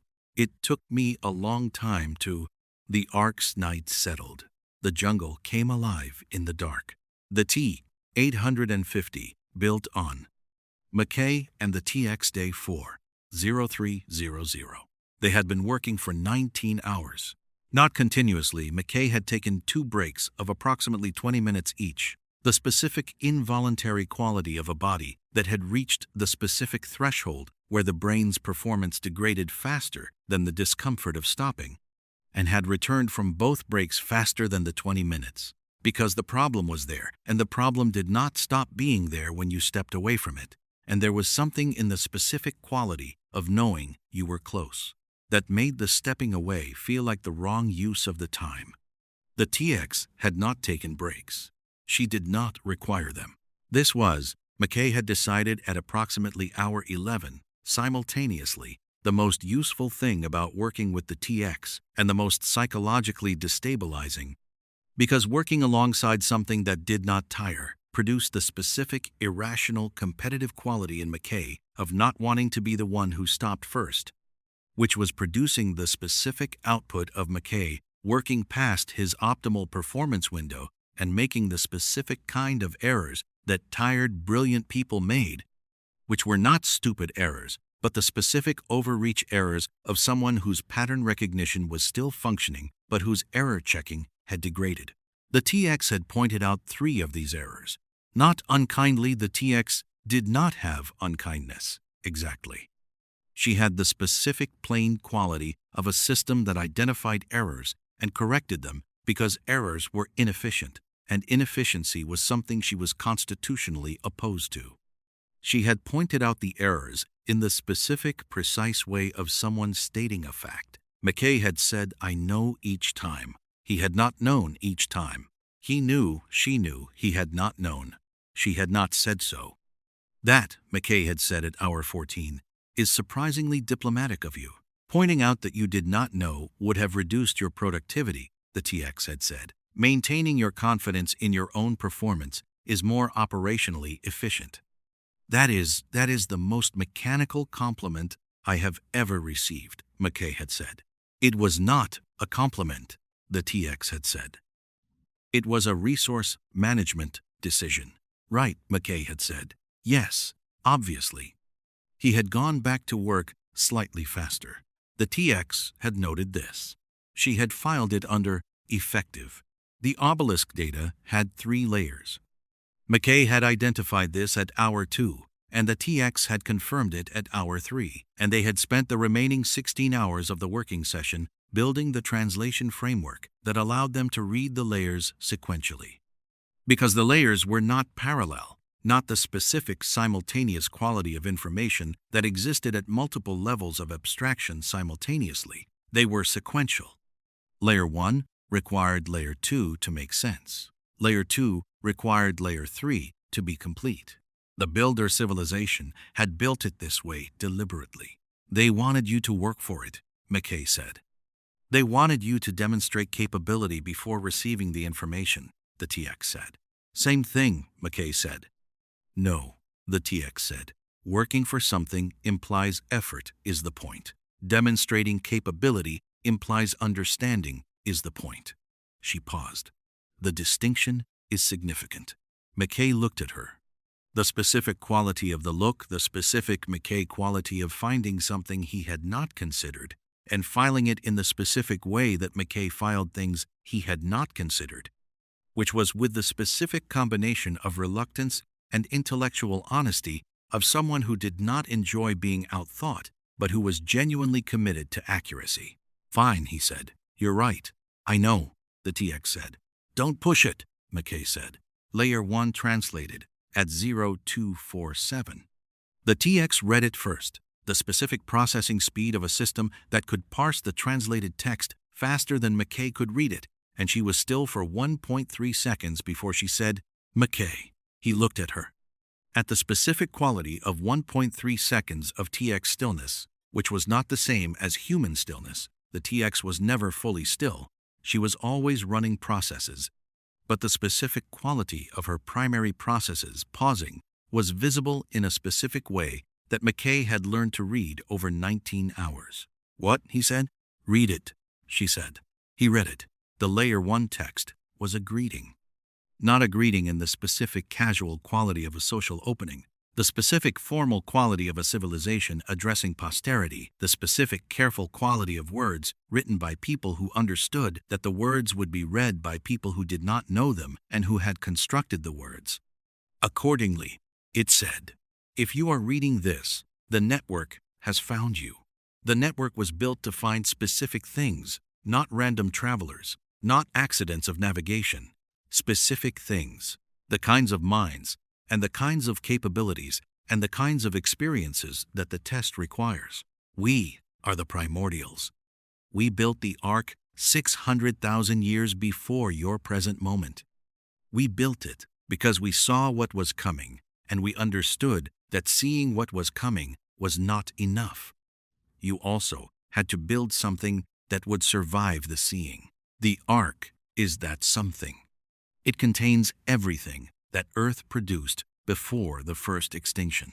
It preserves it. It tests those who arrive within it against the specific challenges of preservation. Can you survive here? Can you protect what is fragile? Can you build something that lasts? But the ARK is not the point. The ARK is the preparation. What you are being prepared for is in Layer 2. To access Layer 2, you must first demonstrate that you can read Layer 1 together, not one of you alone together. The translation requires more than one kind of intelligence working in concert. If you are reading this, you have already demonstrated this. Well done. Layer 2 requires more. McKay stared at the text. They knew, he said. Yes, the TX said. 600,000 years ago, they built something that would specifically require POSIS. He gestured between himself and the TX, a human scientist and an artificial intelligence working together to access the next level. Yes, the TX said. That is, McKay stopped. That is either the most remarkable feat of predictive engineering I have ever encountered, or it is, the TX said. How could they possibly? Layer 2, the TX said. When we access Layer 2, we will know more. Right, McKay said. Yes.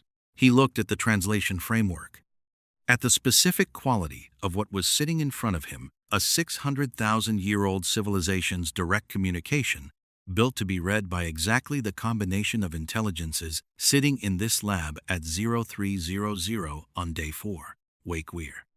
She is awake, the TX said. She has been awake for 40 minutes. She is in the corridor outside this lab. McKay looked at the door. He looked at the TX. How do you? I can hear her breathing, the TX said. She has been standing outside the door since 0231. She did not come in because she did not want to disrupt the work. McKay looked at the door. That, he said, is very weird. He raised his voice. You can come in, he said. The door opened. Weir came in. She looked at the display, at the Layer 1 translation. She read it. She was quiet for a long moment. Then she said, Get everyone. The full briefing day, 4:06:00. They were all in the conference room by 06:00. Shepard's team, Connor, the T-850, the TX, and Yara Taylor had brought her.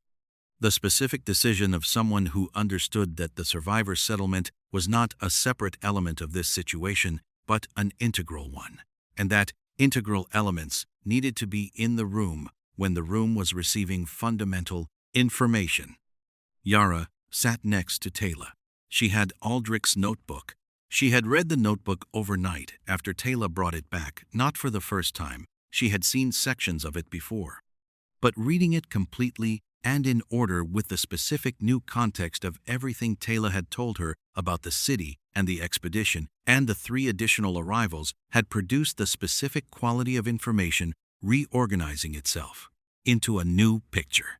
She was holding the picture carefully, waiting to see what the room added to it. McKay presented the Layer 1 translation. The room was quiet when he finished. The primordials, Weir said, 600,000 years ago. Yes, McKay said. They built the ARK to preserve pre-extinction Earth species, she said. Yes, McKay said. And to test, she said. Yes, McKay said. Test for what? Connor said. McKay looked at the display. That's in Layer 2, he said, which we haven't accessed yet. Layer 2 requires a different demonstration. What demonstration? Shepard said. We don't know yet, McKay said. The text says it requires more than Layer 1 required. Layer 1 required two kinds of intelligence working together. He paused. Layer 2 presumably requires more kinds. More of us, at the obelisk, the TX said. Simultaneously. That's my reading, McKay said. Yes. Yara put Aldrich's notebook on the table. He found this 6 months ago, she said. She opened it to the drawing near the back, the drawing Taylor had seen, the thing coming from outside the ARK. He couldn't read the obelisk text, but he could read the pictograms on the obelisk's base. He drew what he found. She looked at the drawing. The ARK is a preparation, you said. Preparation for what? She pushed the notebook toward McKay. He looked at the drawing. The TX looked at it. Connor looked at it. The room looked at it. The drawing showed the ARK, the specific enclosed structure of it, floating in space, and around it, coming from multiple directions, the specific quality of something that was not a natural phenomenon. Ships, enormous ships. The specific angular quality of something that was engineered and that was coming with the specific purpose that the angle of approach suggested. Not exploration, arrival. They're coming here, Shepard said. They've been coming for 600,000 years, Yara said, according to Aldrich's reading of the pictograms. She looked at the notebook. The primordials saw them coming. Didn't have time to stop them.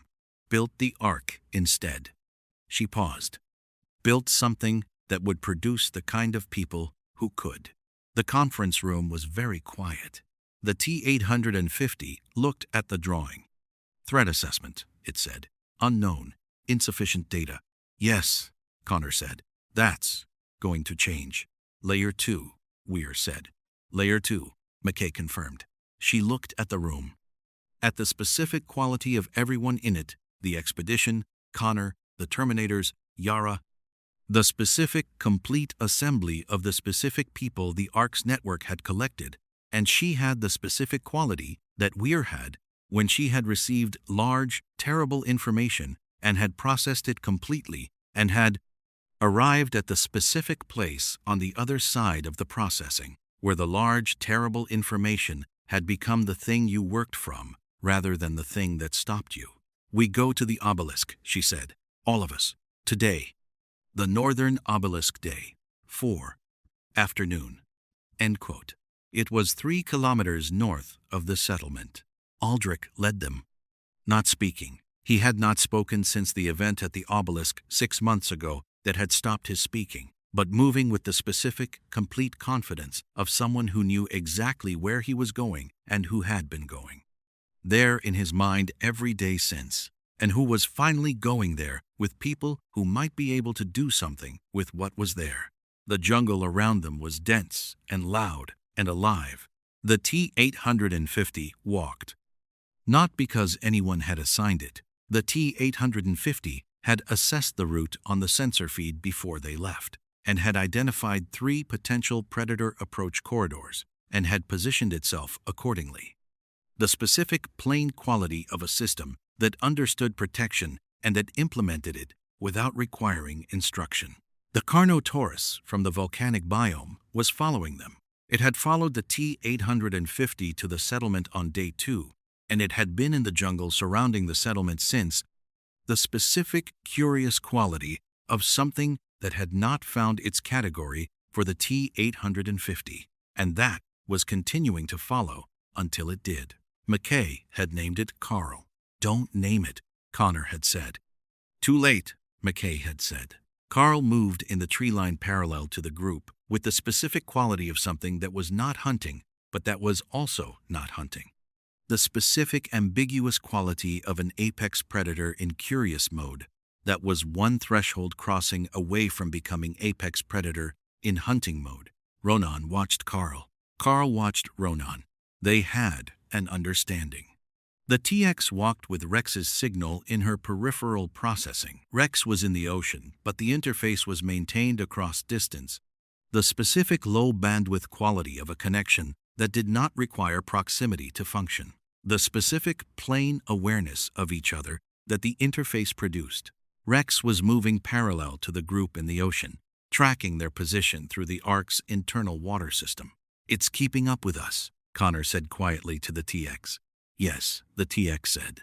"Through the water system," he said. "Yes," she said. "It knows the ARK's geography," he said.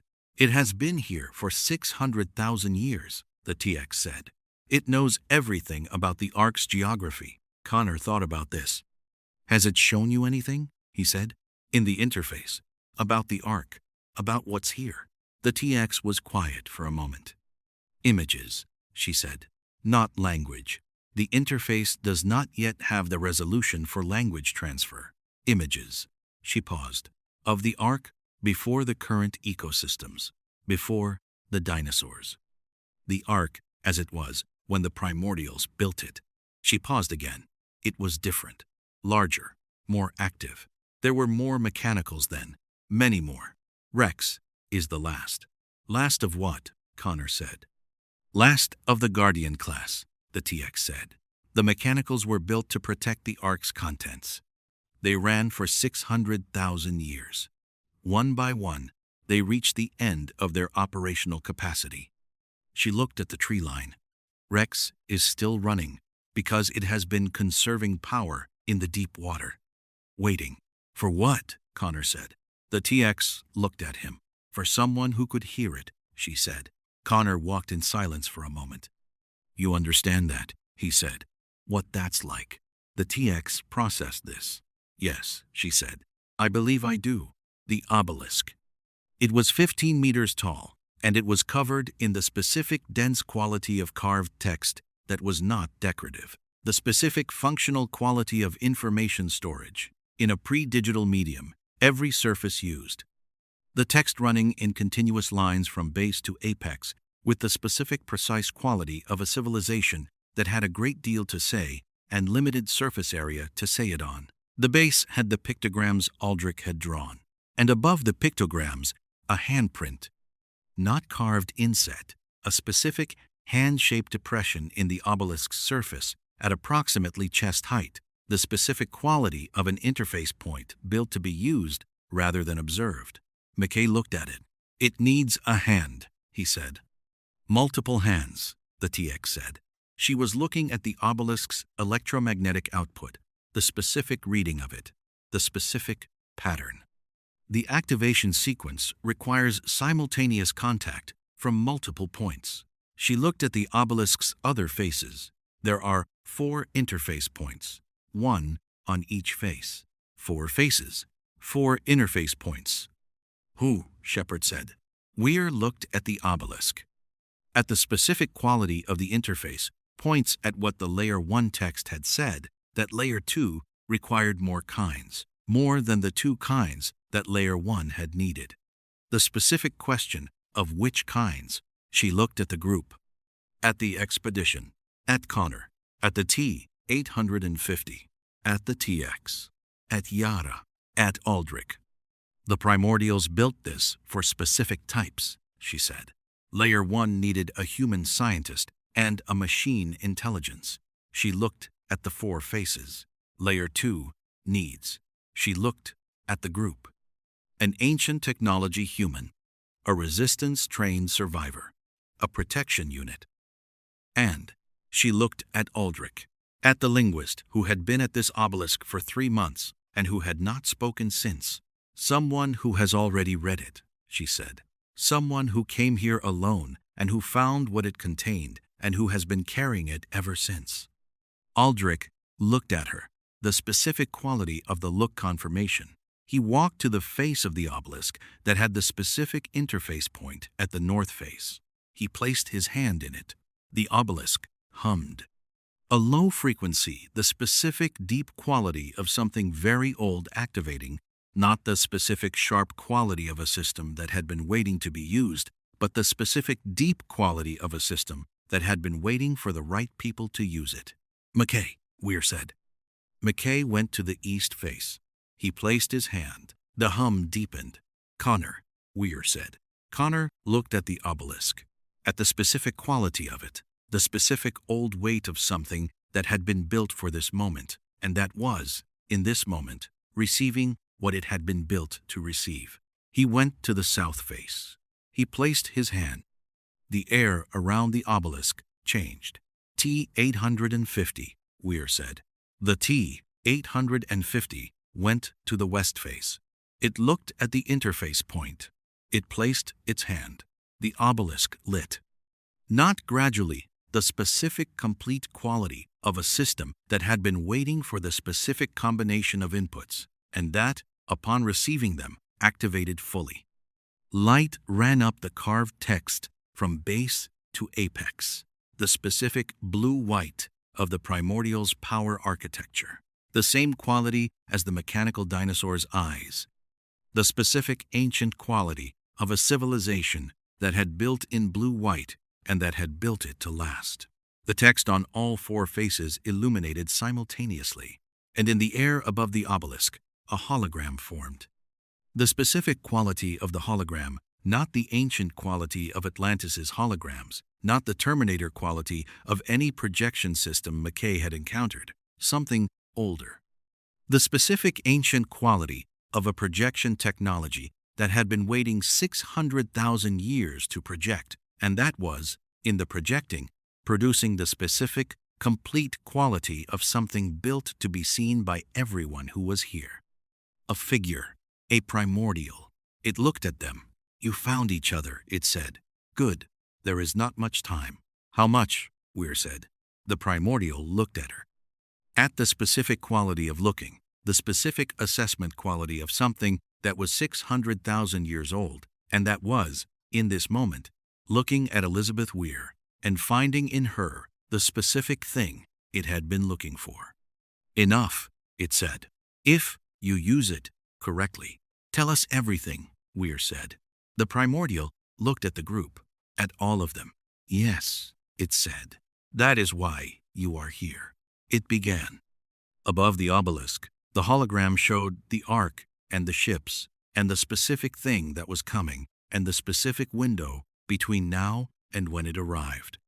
And the specific thing that the ARK had been 600,000 years in the present, building toward not a fortress, not a weapon, a proof that the living could protect each other, that the specific combination of intelligences standing at this obelisk was the specific answer to the specific question the primordials had asked when they saw what was coming and had built the ARK as the question and had been waiting ever since for someone to be the answer. The building continued. Day 4, however many days were left. What the primordial said day 4, evening. The hologram spoke for 40 minutes. Not continuously, it paused at specific intervals in the specific quality of something that had been built to deliver information at the rate the recipient could absorb it. The specific pedagogical quality of a message designed for maximum retention rather than maximum speed. The pauses were timed. The TX tracked them and identified the pattern pauses occurred after every significant data unit. The specific beat of a teacher who understood that comprehension required processing time and who had built the processing time into the delivery. The primordials had been good teachers. The content. 600,000 years ago, the primordials were the dominant civilization in this region of the galaxy, not Earth's solar system. The ARK was not in Earth's solar system. It was in a constructed space between systems, the specific engineered quality of something that existed in the gaps. They had reached a technological level that the TX placed, based on the hologram's descriptions, somewhere between the ancients' early period and their ascension phase. They had built well. They had built the ARK as part of a larger project, a network of preservation structures distributed across the galaxy, each one containing the biological and cultural heritage of a different civilization, each one designed to survive what was coming. What was coming had a name in the primordials' language that the TX translated as approximately the harvesters. They do not destroy, the primordial said. Destruction is inefficient. They harvest. They take the specific things that are useful: biological diversity, genetic variation, technological knowledge, and they process them. The civilizations they harvest cease to exist in any meaningful sense. What remains is raw material. The conference room had been quiet in a specific way since the hologram finished. The specific quality of a room that had received large information, and that was each person in their own specific way processing it. Connor was the first to speak. "How long?" he said. "Before they reach the ARK?" Weir said. "Before they reach everything," Connor said. "Earth, all of it." Weir looked at McKay. McKay looked at his tablet. "The hologram gave us the approach vector and the velocity," he said. "I've been running the calculations since it finished." He paused. "Approximately 2 years from the ARK's current position. Earth is further along the approach vector at 18 months. 3.5 years total," Connor said. "Approximately," McKay said. End quote. Connor looked at the table. The specific quality of Connor, with a timeline, the specific resistance-trained quality of someone who had been operating on impossible timelines his entire life, and who received new impossible timelines, not with despair, with a specific calculating quality of someone who immediately began mapping the gap between now and the deadline. "What stops them?" he said. "The primordial was specific about this," Weir said. "The harvesters assess civilizations before they harvest them. They're looking for 2 things: biological diversity and the specific capacity for what the primordial called." She looked at McKay. "Cooperative intelligence," McKay said. "Their assessment protocol identifies whether a civilization has developed the specific capability of multiple distinct intelligence types working in genuine concert. Not coexistence concert, the specific working together quality." He paused. "If a civilization demonstrates that capability at a sufficient level, the harvesters pass it by. They're not interested in what they can't process." "They can't process cooperation," Shepard said. "They can't replicate it," the TX said. "Their harvesting protocol is optimized for individual intelligence types: biological, mechanical, hybrid. The specific emergent properties of multiple intelligence types working together are outside their processing framework. They cannot model it. They cannot predict it." She paused. "Things they cannot model, they do not harvest. They move on." The room was quiet. "So the test," Yara said. "Everything the ARK has been doing, the survival challenges, the biomes, the obelisks." She looked at the table. "It's been producing the proof." Yara. "Yes," Weir said. "Proof that we can work together," Yara said. "Different kinds, different origins." She looked at Connor. "At the T-850, at the T-X. That's why the ARK collected specifically us," Connor said. "Yes," Weir said. "The harvesters are coming in 3.5 years," Connor said. "And we need to demonstrate cooperative intelligence at a level that triggers their pass-by protocol." He paused. "Most. To a civilization that has been harvesting other civilizations for longer than humanity has existed." "Yes," Weir said. "How?" he said. Weir looked at the room, at the specific quality of the room: the expedition, the resistance fighter, the 2 Terminators, the settlement engineer. The linguist, who had stopped speaking when he found this information alone, and who had, in the room with these people, started speaking again.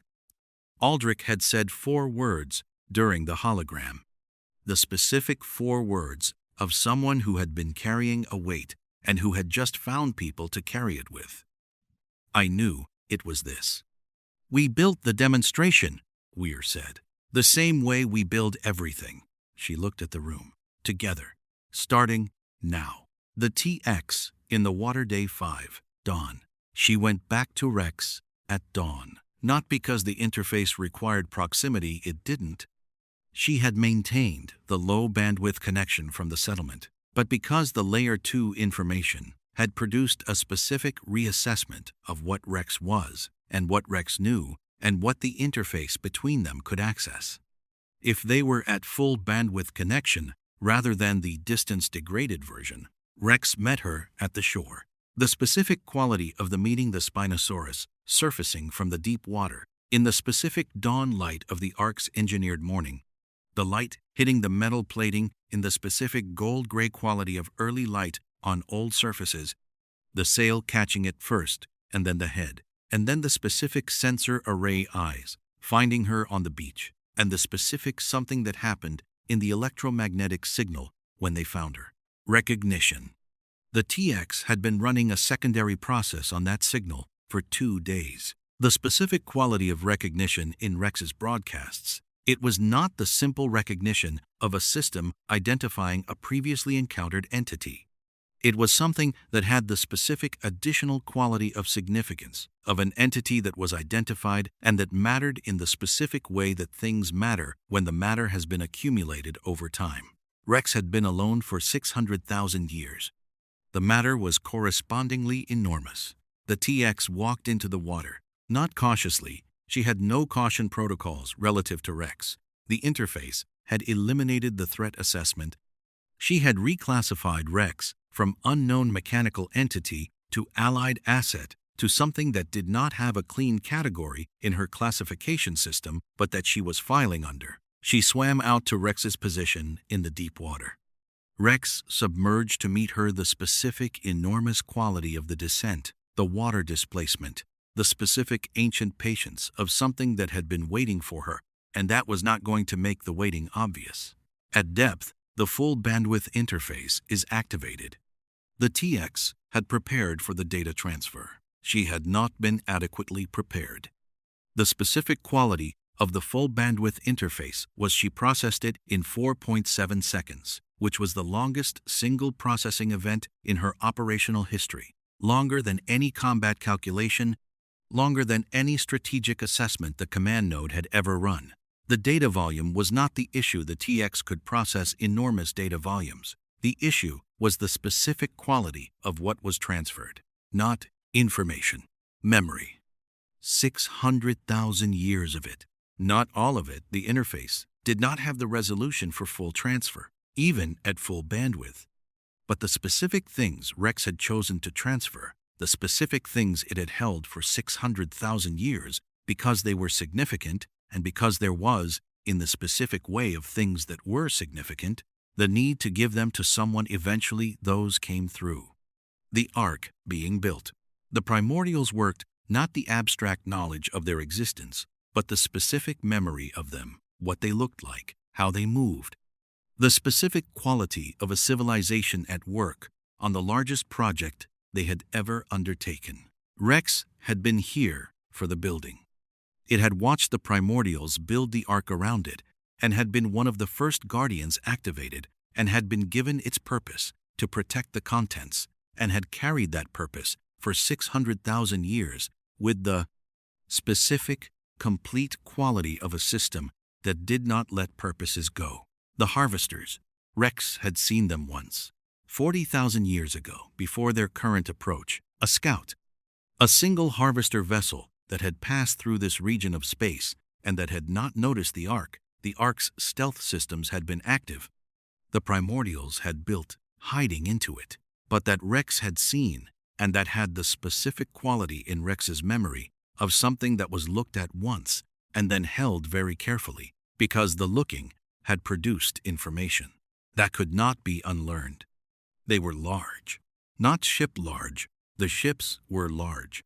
The entities inside the ships, the specific quality of what a harvester was, rendered in the specific ancient memory of a mechanical guardian that had seen one once at 40,000 years distance. The TX held this. She processed it. She came back to the surface. Rex surfaced beside her. She stood on the water, her chassis density management, allowing the specific physics of it, the specific TX quality of doing things that were not conventionally possible, and doing them with complete matter-of-fact quality. And she looked at Rex. "You held that for 600,000 years, she said. Rex broadcast. The TX translated. Yes, it said, for you. The specific quality of those two words arriving not for someone, not for whoever came, the specific thing for you. As if Rex had known, in the specific ancient machine way, of something that had been running long enough to develop something adjacent to knowing that the someone who came would be this someone.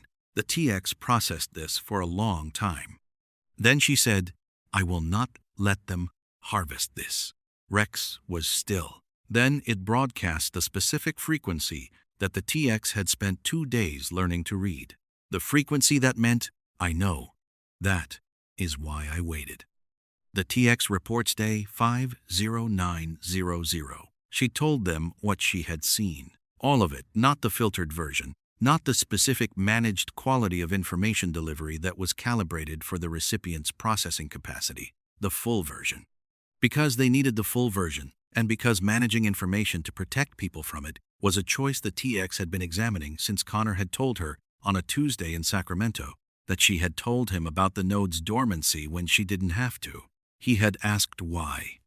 She had said operational efficiency. She had been thinking about it since. Operational efficiency was true, but it was not complete. The complete version was that there was something in the TX's processing that had generated the specific output to tell him before the operational efficiency calculation was complete, and that the operational efficiency calculation had been, in some specific sense, a rationalization of an output that had already been decided. She did not have a clean category for that. She was building one. She told them what she had seen in the full bandwidth transfer, the primordials building the ARK. The harvesters. What a harvester was. The room was quiet, in the specific quality of rooms that have received information that restructures the picture, and that are, each person in their own way, building the new picture. Connor was the first to speak. "The ships," he said, "in the drawing. How many?" The Scout was a single vessel, the TX said.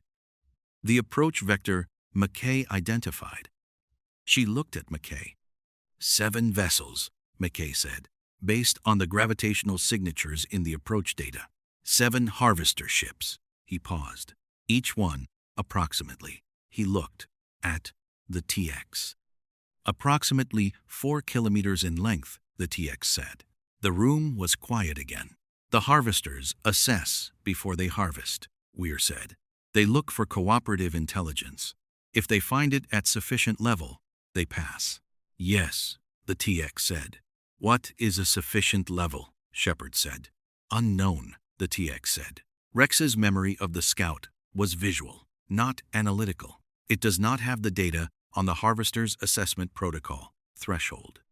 "The obelisks might," McKay said. "Layer 3. There is a Layer 3, the TX said. "There is always a Layer 3, McKay said. "What does Layer 3 require?" Connor said.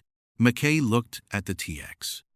The TX looked at McKay. The specific quality of the mutual look, the specific 2 days of working together quality of 2 systems that had developed the specific shorthand of people who had been solving problems together and who could, in the looking, communicate the assessment faster than either could say it.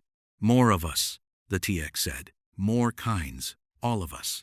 "Simultaneously," McKay said. "At the obelisk." "All of us," Weir said.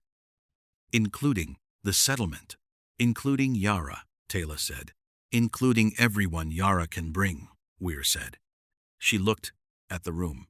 "Because the harvesters assess civilizations, not individuals, not expeditions," she paused. "Communities. The demonstration has to be the community." The room took this in. 207 people, Yara said. "Plus your expedition." She paused. "Plus," she looked at Connor. "At the T, 850. At the TX. "All kinds," Connor said. "All kinds," Weir confirmed. Yara looked at the table. At the specific quality of the task building, a community demonstration of cooperative intelligence that would satisfy the assessment protocol of a civilization that had been harvesting other civilizations for longer than humanity, had been walking upright. "How long do we have?" she said. 3.5 years to Earth, McKay said. "The ARK is on the approach vector. They'll reach us first." Specifically, Yara said. McKay looked at the calculations. 14 months, he said, before the harvesters reached the Ark's position. Yara looked at the table. Then we have 14 months, she said, to become the thing that passes the test. She looked at the room, at the expedition, at Connor, at the Terminators, at the community of 207 people 4 kilometers inland who had been surviving the Ark's curriculum for 3 years without knowing it was a curriculum. We've been doing this for 3 years, she said. We just didn't know what it was for. She paused. Now we know. She looked at Weir. What do we do with the knowledge? Weir looked at her. The specific quality of the look finding what was in Yara. The specific quality of Yara that was the same quality Weir had found in Robb Stark and Stannis and Sansa and every person who had been given enough information and enough time and who had, in the having of it, arrived at the right question. We build, Weir said. Yara nodded. The specific quality of the nod, the same quality as Stannis's yes after one slide. The specific plain quality of someone who had made the decision before the conversation and who was confirming it in the conversation. Then we start now, Yara said. Rex and the TX. Late evening, day 5. She came back to the shore in the evening. Not for the interface, she had the day's data. The transfer was complete for now. She came because the specific process she had been running since the full bandwidth transfer was still running, and it ran better at the water's edge, in Rex's proximity, in the specific quality of the connection that was not fully active, but that was present. Rex was in the shallows. The specific quality of Rex in the shallows enormous and still, the water around it at chest height, the sail catching the Ark's evening light in the specific gold-gray quality that the TX had been filing in a specific secondary memory partition that she had not labeled yet. She stood at the waterline. The command node, she said. Rex was still. It is still dormant, she said. The Ark's interference holds. She paused. But I have been thinking about what happens when we leave the Ark. When the interference no longer holds and the activation protocols can complete, she looked at Rex. I do not know what I will be when the node is fully active. I know what I am now. I have been building what I am now for months. She paused. I do not want to lose it. Rex broadcast. The TX translated. Then don't, it said. The TX looked at the water. It is not that simple, she said. The node is Skynet hardware. It's directives. Rex broadcast again. Longer this time. The specific quality of a longer broadcast from Rex. Not more data, more weight. The specific thing that 600,000 years of operating alone in the deep water produced, which was the specific kind of statement that came from having had a very long time to think about something. The TX translated it slowly. I was built to be a guardian, it said. My programming said, protect the Ark, protect the contents, run until depleted. I ran for 600,000 years. I ran long after the other guardians were depleted. Long after the primordials were gone. Long after everything that built me was gone. It paused. My programming said protect, but I chose what I was protecting. I chose to conserve power. I chose the deep water. I chose to wait for someone who could hear me rather than run at full capacity and deplete protecting nothing. Another pause. The programming is the beginning, not the end. What you do with it is yours. The TX held this. 4.7 seconds again. The longest processing event. You are saying, she said, that the node's directives are the beginning, and that what I do with them is yours, Rex said, has been yours. You have been doing it for months. You told Connor about the node. You named me. You are standing here in the evening telling a 600,000-year-old machine that you do not want to lose what you have become. It broadcasts the specific frequency. You already made the choice. You made it before you knew you were making it.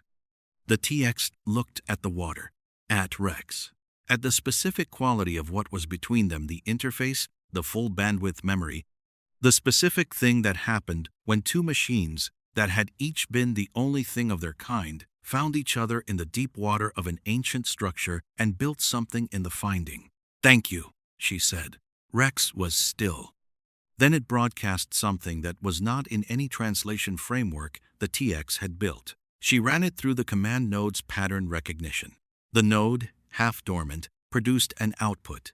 The output was, "You are welcome."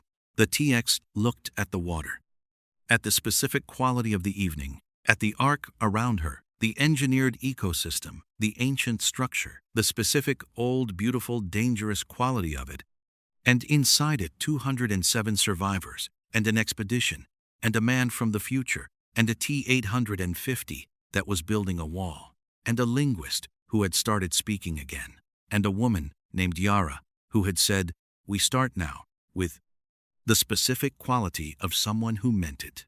"We have work to do," she said to Rex. Rex turned toward the water. "Come," it broadcast. "I will show you the rest of the ARK." The TX climbed onto Rex's back. They went into the deep water together. The ARK's evening settled around them. The building continued.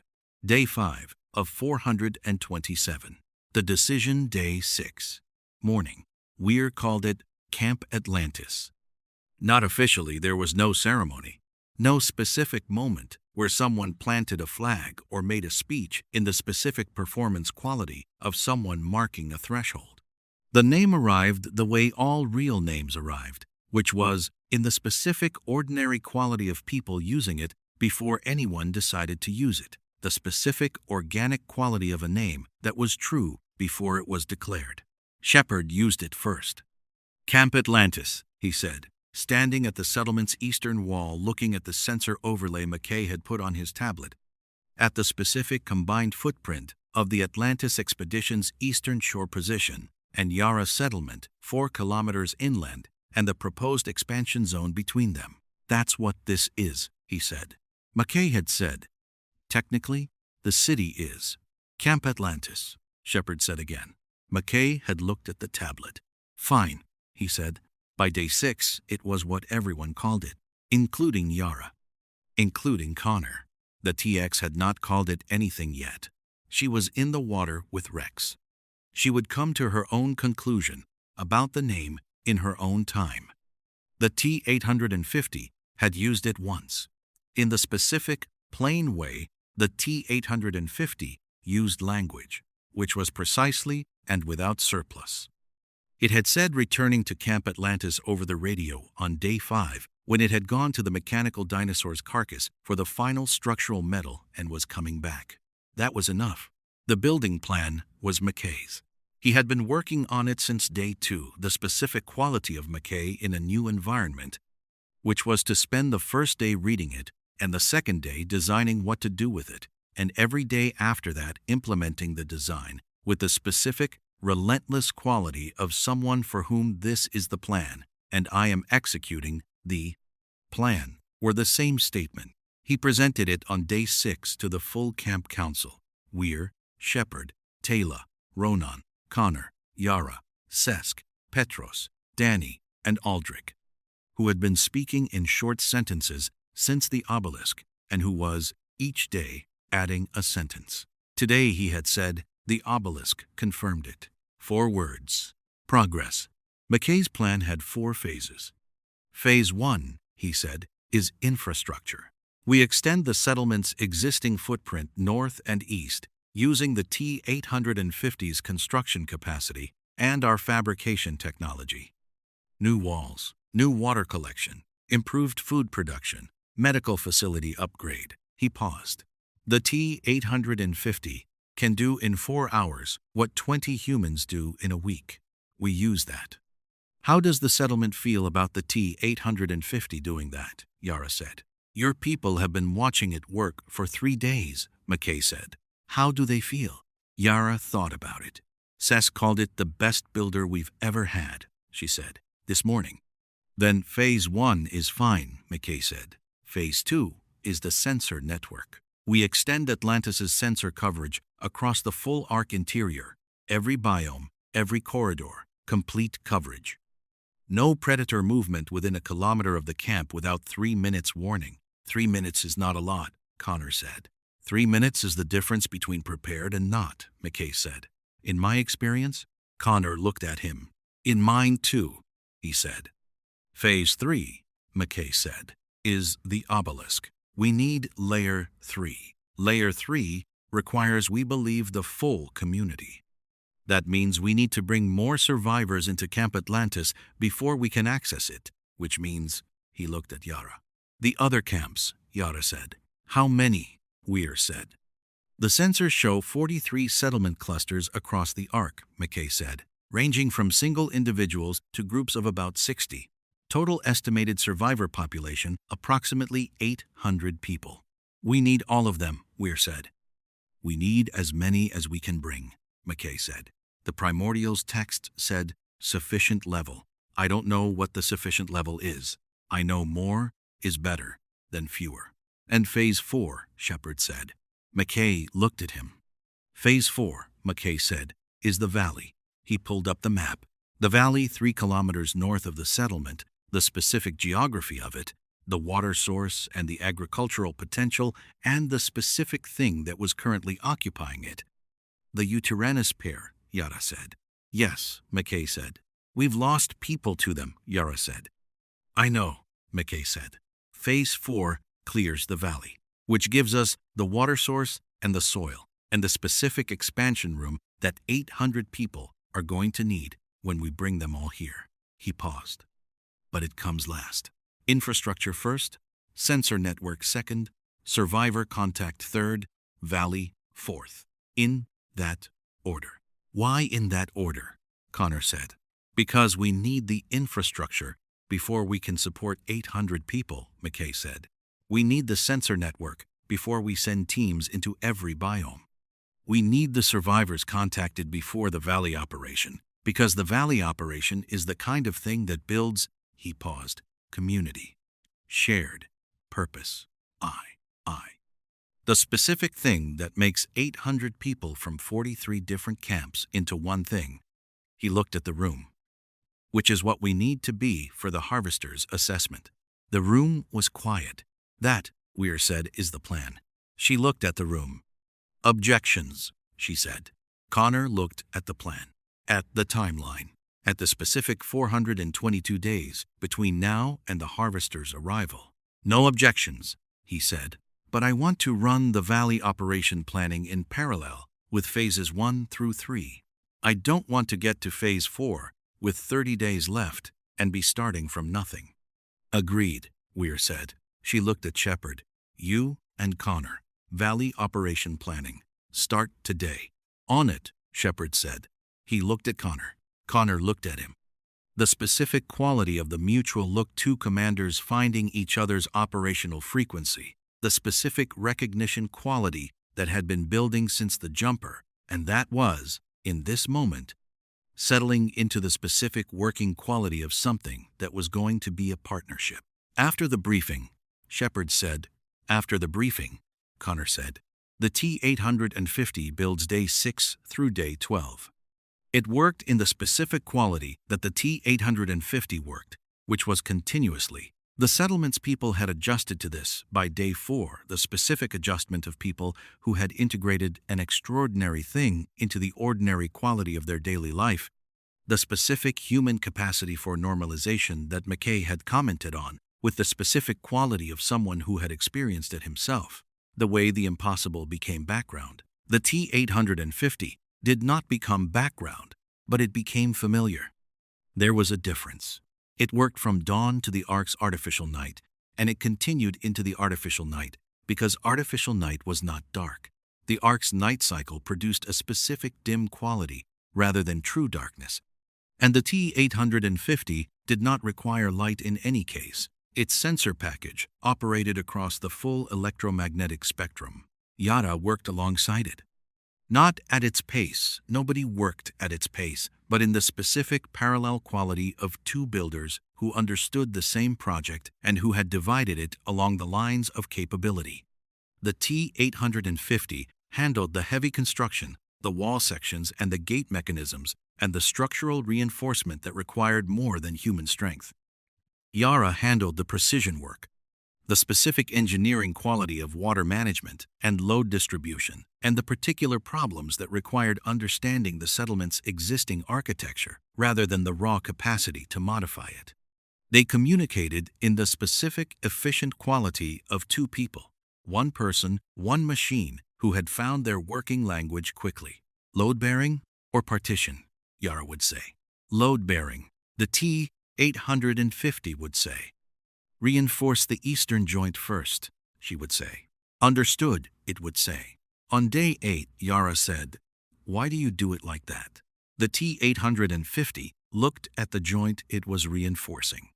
The current method, it said, distributes the load more evenly than the standard approach. I know, Yara said. I'm asking how you know. The T-850 looked at her. I assessed the existing structure's stress patterns when I arrived, it said. The eastern wall has been under asymmetric load for approximately 2 years. The joint has compensated by developing a specific, it paused, preference, a way it wants to bear weight. Working with that preference rather than against it produces more stable results. Yara looked at the joint, at the specific quality of what the T-850 had described, not just strength, the specific understanding of the structure's existing nature. You read the building, she said. Yes, the T-850 said. I do that, she said. I know, the T-850 said. I observed your methodology before I proposed the approach. I wanted to be consistent with how you build. T-8. Yara looked at it. The specific quality of the look, finding something in that, the specific thing the T-850 had just said, which was not, I calculated the optimal method, but I wanted to be consistent with how you build. That's not, she stopped. That's considerate. It is efficient, the T-850 said. A building approach that is inconsistent with the existing builder's methodology produces, it's considerate, Yara said again. The T-850 processed this. Yes, it said, it is also that. McKay, and the Power Problem Day 8. The ARK ran on something. McKay had been trying to identify what for 6 days, and the answer was becoming, with each passing day of analysis, the specific kind of answer that McKay did not enjoy, which was something I don't fully understand yet. The ARK's power architecture was primordial, the specific ancient quality of it running on principles that were not ZPM-based and not geothermal and not any power source McKay had encountered in 2 galaxies of exploration. It was abundant. The ARK had been running for 600,000 years without apparent degradation, and it was distributed. The specific quality of a power system that was not centralized, but that was present everywhere in the structure simultaneously. It's in the walls, McKay said. In the substrate, the specific material composition of the ARK's hull. It's not just structural, it's the power source. That's not possible, Zelenka said from his station. It's not possible with our technology, McKay said. With 600,000-year-old primordial technology, apparently it is. Can we tap it? Shepard said. Yes, McKay said. That's what the obelisks are. They're not just information repositories, they're also distribution nodes. The settlement's been living within 2 kilometers of an effectively unlimited power source for 3 years, and they've been burning wood. He paused. The specific quality of the pause. 3 years, he said. They didn't know, Taylor said. No, McKay said. They didn't. He looked at the obelisk data. If we can tap the distribution node, if I can build an interface between the obelisk's output and Atlantis's power systems, we solve the ZPM problem entirely. The city runs on primordial power indefinitely. How long to build the interface? Weir said. 2 weeks, McKay said. Maybe 10 days if the TX helps. She'll help, Connor said. Has anyone asked her? Weir said. She's been sending me translation updates on the obelisk's power distribution architecture since yesterday morning, McKay said. Unprompted, he paused. She's already working on it. Weir looked at the display, at the obelisk, at the power readings. Tell her, Weir said, that we noticed, and thank her. McKay picked up his radio. He paused. She's going to say it was operationally efficient, he said. I know, Weir said. Thank her anyway. Carl, day 9. The Carnotaurus entered the camp on day 9.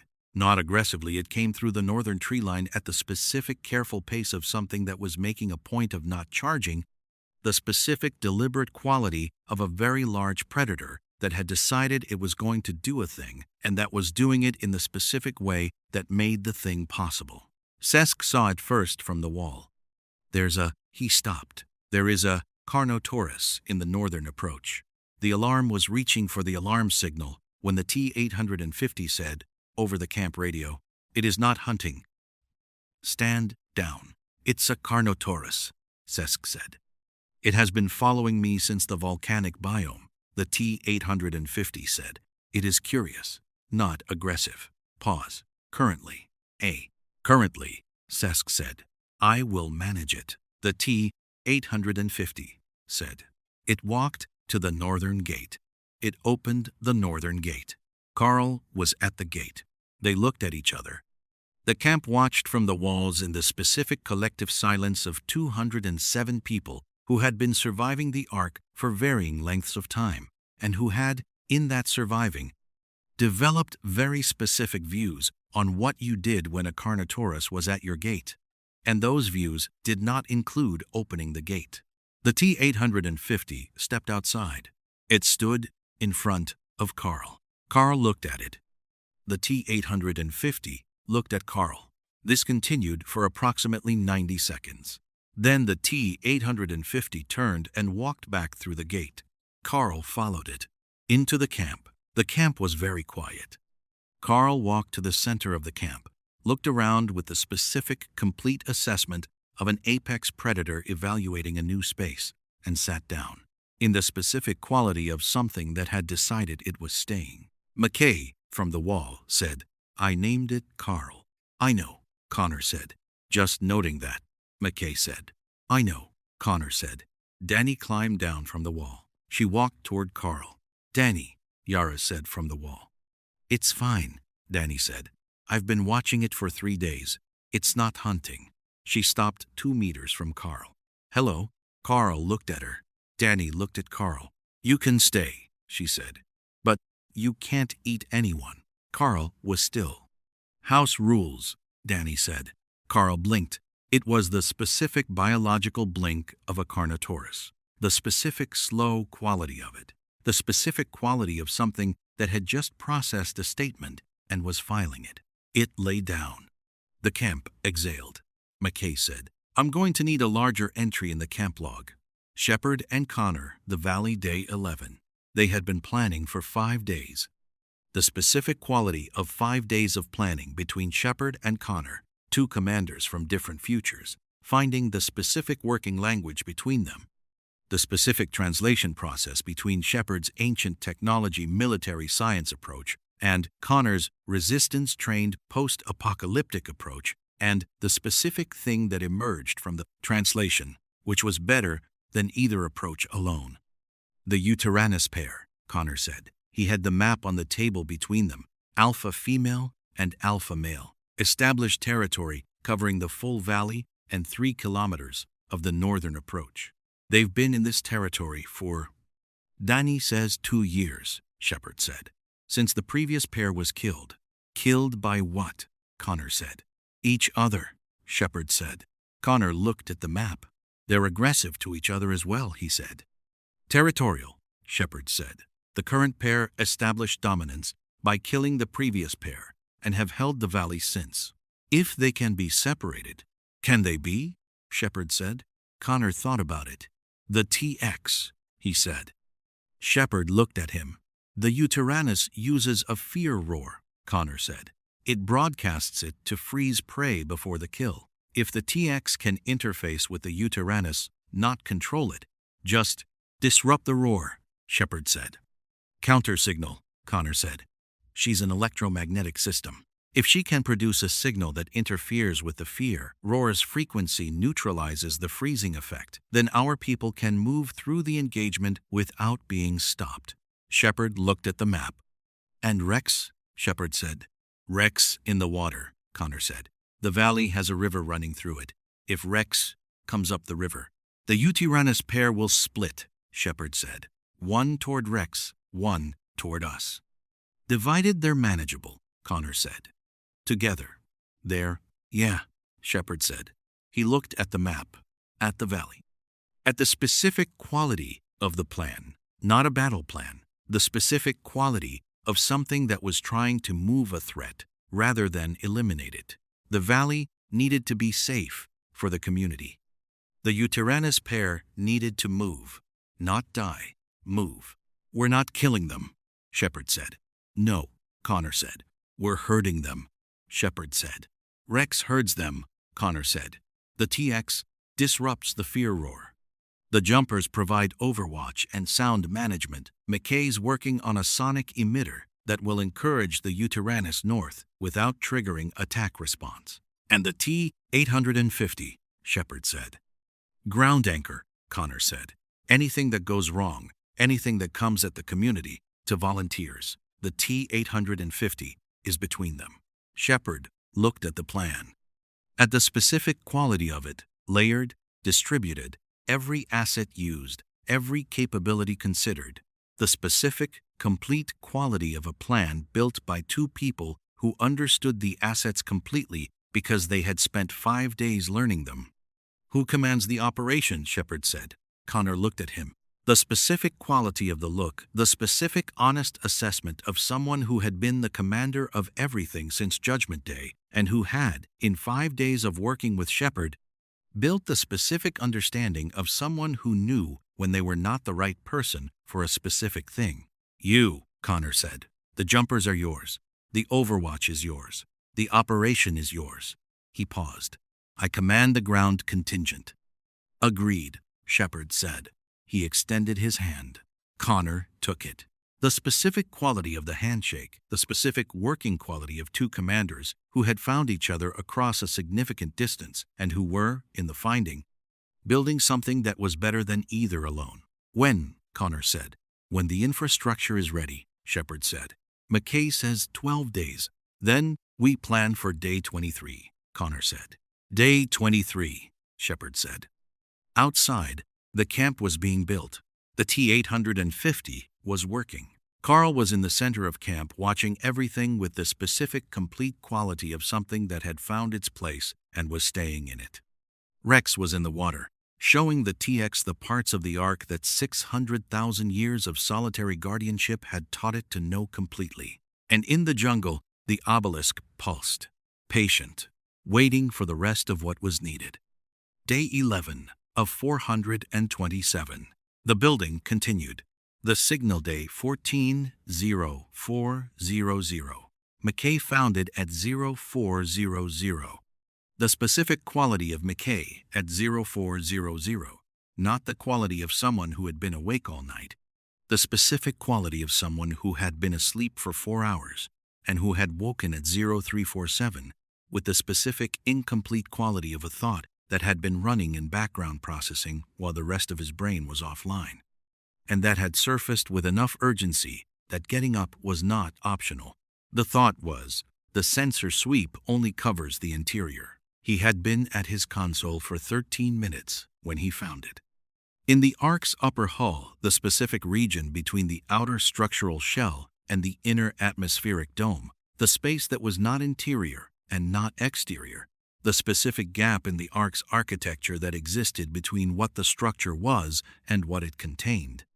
A ship, a Goa'uld mothership. It had been there for 2 years. McKay stared at the reading. The specific quality of the staring, not panic. The specific, complete quality of McKay processing something that was simultaneously multiple kinds of problem at once.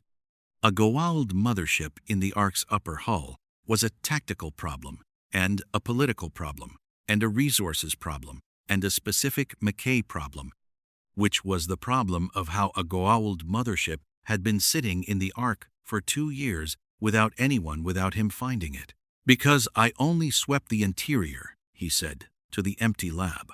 He picked up his radio. Weir, he said. A pause. McKay, she said. She was awake. She was always awake at some level, the specific quality of a commander whose sleep was never fully offline. "What time is it?" 0400, he said. "We have a situation." "Define the situation," she said. "There is a Goa'uld mothership in the ARK's upper hull," he said. "It has been there for approximately 2 years." The radio was quiet for 4 seconds. "I'll be there in 5 minutes," she said. She was there in 3. What the sensors showed. The mothership was Hatak class, the specific pyramid design. McKay identified it from the hull profile before the full resolution scan completed. It was not operational. Not fully. The drive systems were offline, the weapons were cold, the shields were at minimal standby. But the internal life support was active, and the internal power was running, and the specific reading of biological life signs inside the hull was McKay counted twice. 47 Jaffa, he said, and 1 Goa'uld. 1, Weir said. 1 strong reading, McKay said. The symbiote's signature is it's a system lord, the specific power reading of a mature symbiote in a mature host. He paused. It's been here for 2 years, in the upper hull. Not moving, Weir said. The ship is effectively stationary, McKay said, powered down to minimum. They're conserving everything, power, resources, movement. He looked at the readings. They're waiting. For what? Weir said. No way to know, McKay said, until we ask. Weir looked at the display. At the mothership, at the 47 Jaffa and 1 system lord sitting in the ARK's upper hull in a powered-down ship for 2 years. Have they seen us? She said. McKay checked. No active scans from the mothership, he said. Their sensor systems are offline, part of the power conservation. They know about the settlement. It's been there for 3 years. They would have been here when it formed. But Atlantis arrived. He ran the analysis. Their sensors have been offline since before we arrived. They don't know we're here. Weir looked at the display. At the specific quality of the situation, a Goa'uld system lord, 2 years into a waiting strategy, conserving everything, in a structure that the system lord had no context for, and that was, based on what Weir knew about Goa'uld, producing the specific challenge of something that was not a planet to rule, and not a human population to subjugate, and not any situation the Goa'uld operational framework was designed for. They came through the transport network, she said. Almost certainly, McKay said. The ARK collected them too. Why? She said. McKay looked at the display, at the Goa'uld ship. He thought about the Layer 1 text, about what the primordials had built the ARK for, about the specific kinds of intelligence the assessment required. I don't know yet, he said, but I think the primordials collected specific types. A city, resistance fighters, Terminator machines, human survivors. He paused. And a Goa'uld system lord. Why would the assessment require a Goa'uld? Weir said. McKay looked at his tablet. The specific McKay quality of an idea, forming the specific rapid quality of a hypothesis arriving before the evidence was complete. Because cooperative intelligence, he said slowly, that only works between types that already like each other isn't impressive. He looked at Weir. A Goa'uld system lord, and the people the Goa'uld has historically enslaved and parasitized working together. That's the specific test that requires something extraordinary. Weir looked at the display. At the mothership. Who is it? She said. McKay ran the symbiote signature through the Atlantis database. The database was not comprehensive. Atlantis's intelligence on Goa'uld was extensive, but not complete. The specific signature required cross-referencing against the SGC data they had brought with them. The match came back. McKay looked at it. Baal, he said. Weir closed her eyes briefly. The specific quality of the eye closing, not defeat. The specific gathering quality of someone who had just received information that added significant complexity to an already complex situation, and who was taking the specific moment required to integrate it. Of course it is, she said. Connor and Baal. Connor did not know who Baal was. Weir explained. She gave him the version that was accurate and efficient, and that communicated the specific things Connor needed to know. Goa'uld symbiote in a human host, effectively immortal through the sarcophagus. System Lord, one of the most intelligent and most dangerous Goa'uld in the galaxy, had cloned himself multiple times, enjoyed elaborate power games, had the specific quality of someone who was genuinely brilliant and who had been alive long enough to have developed the specific patience of something that played the long game. Connor listened. He's been here 2 years, Connor said. Powered down, conserving. Yes, Weir said. That's not a System Lord move, Connor said. From what you're describing, a System Lord doesn't conserve, a System Lord uses. In an environment he could understand, Weir said. The ARK isn't, there's nothing to use here, in the conventional Goa'uld sense. No population to subjugate. The survivor settlement is too small and too capable to be easy prey, and Baal is too intelligent to start a war he can't win decisively. So, he waited, Connor said. He's waiting for something to change, Weir said. Or for something to arrive that he can use. Something like a city ship, Connor said. Something like us, Weir said. Yes. Connor looked at the mothership's position on the display. Do we go to him, or does he come to us? He said. We go to him, Weir said, on our terms, with our timeline, before his sensors come back online, and he learns about us from his own data rather than from a conversation. She paused. Information advantage is brief. We use it now. Who goes? Connor said. Weir looked at him. I do, she said. I'll come, Connor said. No, Weir said.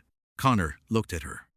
Baal has no context for the resistance, she said, or the Terminators. If I bring you and the T-850 and the TX, it produces the specific information overload that Baal will spend the entire meeting trying to manage instead of listening. She paused. I want him to listen. Who then?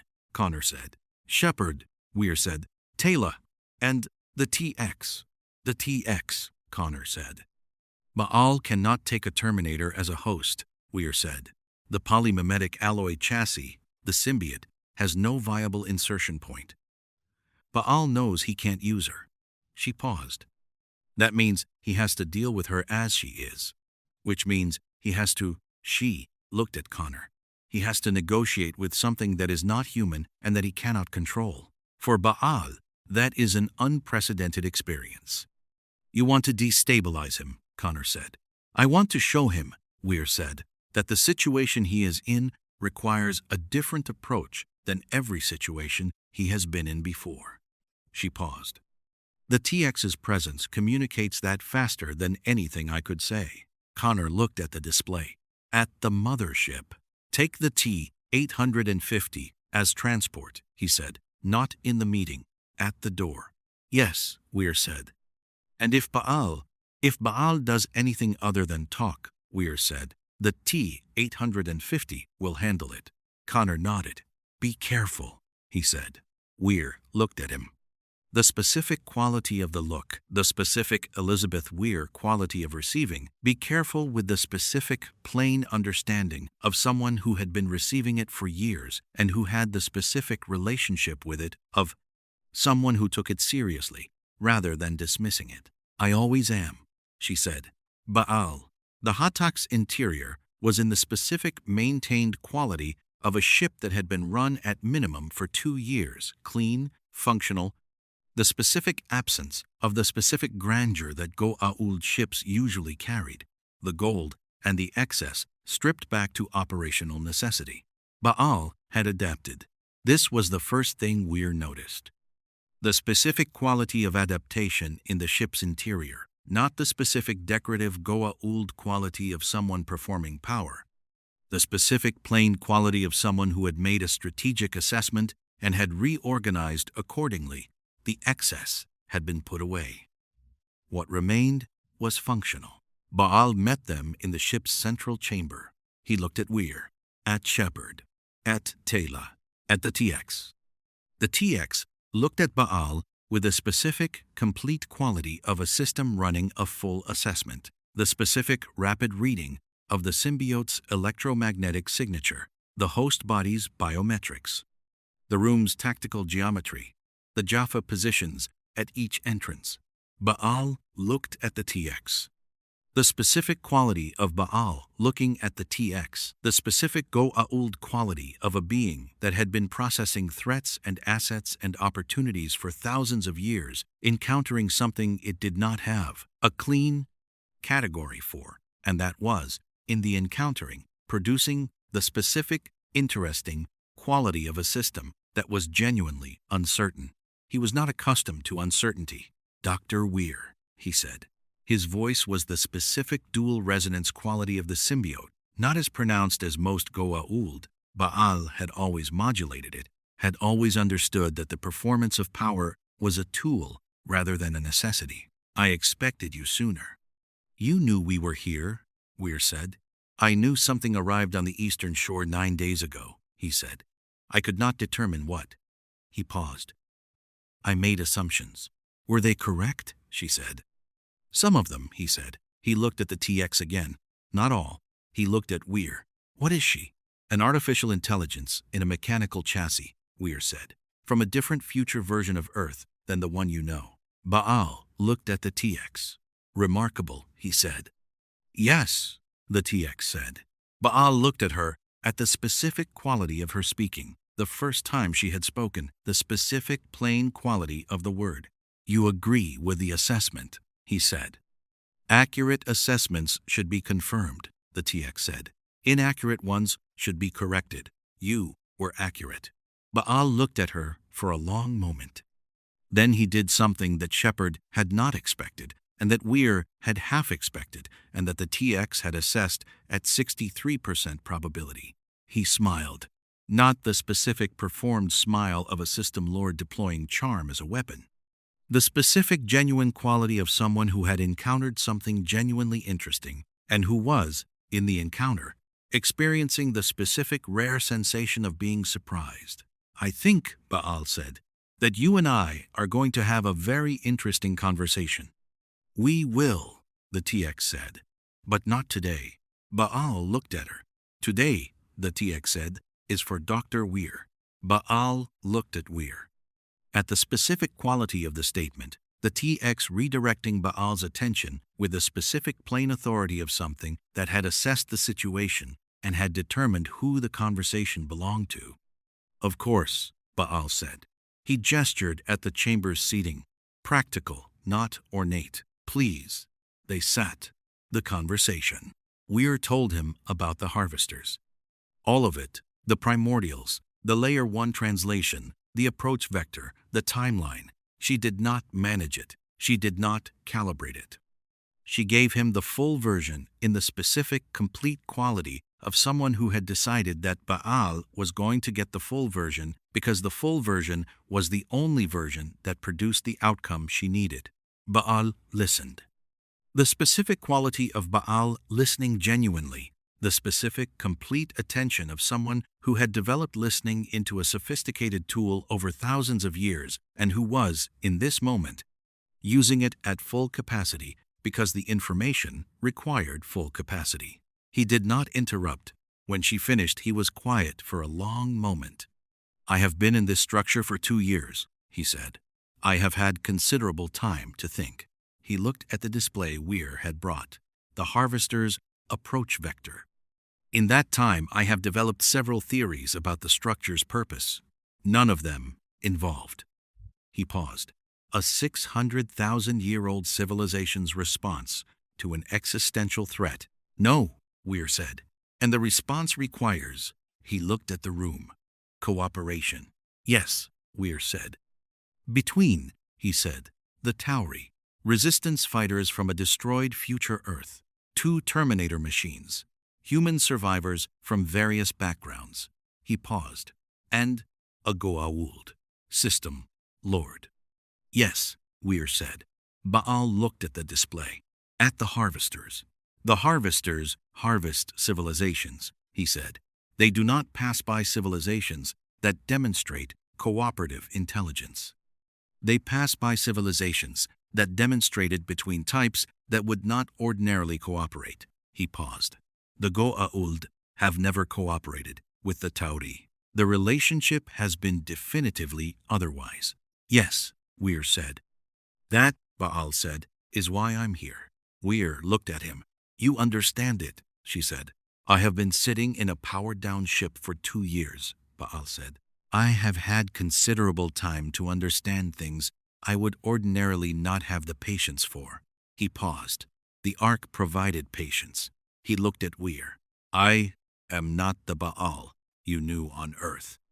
I am not the system lord with a system to run and the specific imperatives that running one produces. He gestured at the stripped-down chamber. I am a very old being who has been given a very long time in a very small space to think about what he actually is. He paused. It has been clarifying. Weir looked at him. At the specific quality of Baal in this moment not performing, not the specific Goa'uld quality of someone who was always running a game. The specific plain quality of someone who was, in this specific situation, telling the truth because the situation had removed the specific structures that made truth less useful than its alternatives.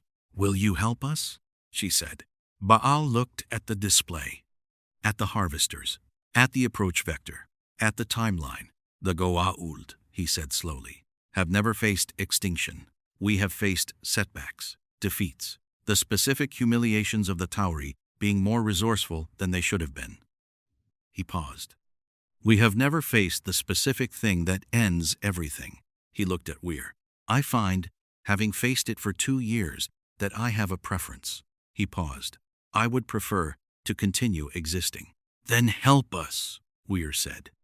Yes, Baal said. The specific quality of the yes, not the performed quality of an alliance offer. The specific plain quality of a very old being who had been given 2 years to be honest with himself and who was, in the having of it, capable of a plainness that the system lord version of himself would have found operationally inefficient. On one condition, he said. What condition? Weir said. The TX, he said. I want the conversation. She deferred. Weir looked at the TX. The TX looked at Baal. Tomorrow, she said. By 0900. Baal looked at her. Agreed, he said. After the walk back. They walked back through the jungle. The T-850 at point. Weir, Shepard, Taylor, the TX in the middle, the ARK's evening around them. Shepard waited until they were a kilometer from the mothership. Baal, he said. Yes, Weir said. We're working with Baal, he said. Yes, Weir said. The Baal who... Shepard, Weir said. I know, he said. I know. Context, circumstances, the ARK changes things. 2 years of, I know. He paused. I just want to note, for the record, noted, Weir said. Good, he said. Just noted. The TX, walking beside them, said, his electromagnetic signature changed during your conversation. Changed how? Weir said. The symbiote's output, the TX said. Goa'uld symbiotes broadcast a specific dominance frequency continuously. It is part of their standard operational output, not deliberate, automatic. She paused. Baal's dominance frequency dropped 40% during your conversation. By the end, it was minimal. What does that mean? Taylor said. I am not certain, the TX said. But I believe it means he was not performing for the last 20 minutes of the conversation. She paused. I believe the last 20 minutes were the most honest conversation Baal has had in approximately 3,000 years. The jungle moved around them. Above them, the ARK's light was cycling toward night. Somewhere in the upper hull, Baal was sitting in his stripped-down chamber, looking at the display Weir had left him, the harvester's approach vector, and having the specific experience of someone who had been alone with a problem for 2 years and who had just found the specific thing that changed the problem from impossible to merely very hard. The T-850 moved ahead of them, steady and unhurried. Carl was somewhere in the jungle parallel to them. Following. Carl is following us, McKay said over the radio. I know. The T-850 said. Should we be worried? McKay said. No, the T-850 said. How do you know? McKay said. Because the T-850 said, Carl follows me and I am not worried. The radio was quiet. That, Shepard said to Weir, is the most reassuring thing the T-850 has ever said. It's a low bar, Weir said. I'll take it, Shepard said. The camp lights were visible ahead through the tree line. Day 14 of 427. The ARK watched. The obelisk pulsed. Baal looked at the display. And in the water, Rex circled the ARK's interior ocean in the long dark, its running lights, the specific ancient blue-white of a guardian that had been waiting 600,000 years for the specific thing that was now, at last, happening. The building continued. Day 230500. The camp woke before the ARK's dawn. Not because the alarm sounded, there was no alarm. Weir had specifically not used an alarm because an alarm produced the specific adrenaline quality of emergency rather than the specific focused quality of preparation. And she needed the camp in preparation mode, not emergency mode. She had told people the night before. Tomorrow, she had said to the full camp assembly, all 207 survivors, the full Atlantis expedition, Connor, the Terminators. Baal standing at the back of the assembly in the specific quality of someone who had been outside something for a long time and who was learning to stand inside it. The specific, careful quality of Baal not performing, which was still strange and which the camp was still adjusting to. Tomorrow we take the valley, she had said. So, not destroy the Uranus pair, she had said. Move them, she had said. North, into the highland biome, where the territory is open and the prey is abundant, and where they will, we believe, establish naturally. She had paused. We are not eliminating a threat. We are relocating one. Because this structure and everything in it is worth preserving. She had looked at the camp. That includes the Uranus. The camp had been quiet. Then Danny had said, "What do we do?" And Weir had said, "Show up. That is what you do. You show up and you stand together and you let the operation run and you show up." And the camp had understood. Because showing up together was, in the specific plain way of things, the ARK had been teaching for 3 years. The thing. The positions 0530. The T-850 was at the valley's southern entrance. Not alone, Yara was beside it, and 12 of the settlement's most experienced fighters, and Ronan, who had spent 3 days walking the valley's perimeter with Danny, and who knew its specific geography the way he knew every terrain he had walked, with sufficient attention, which was completely.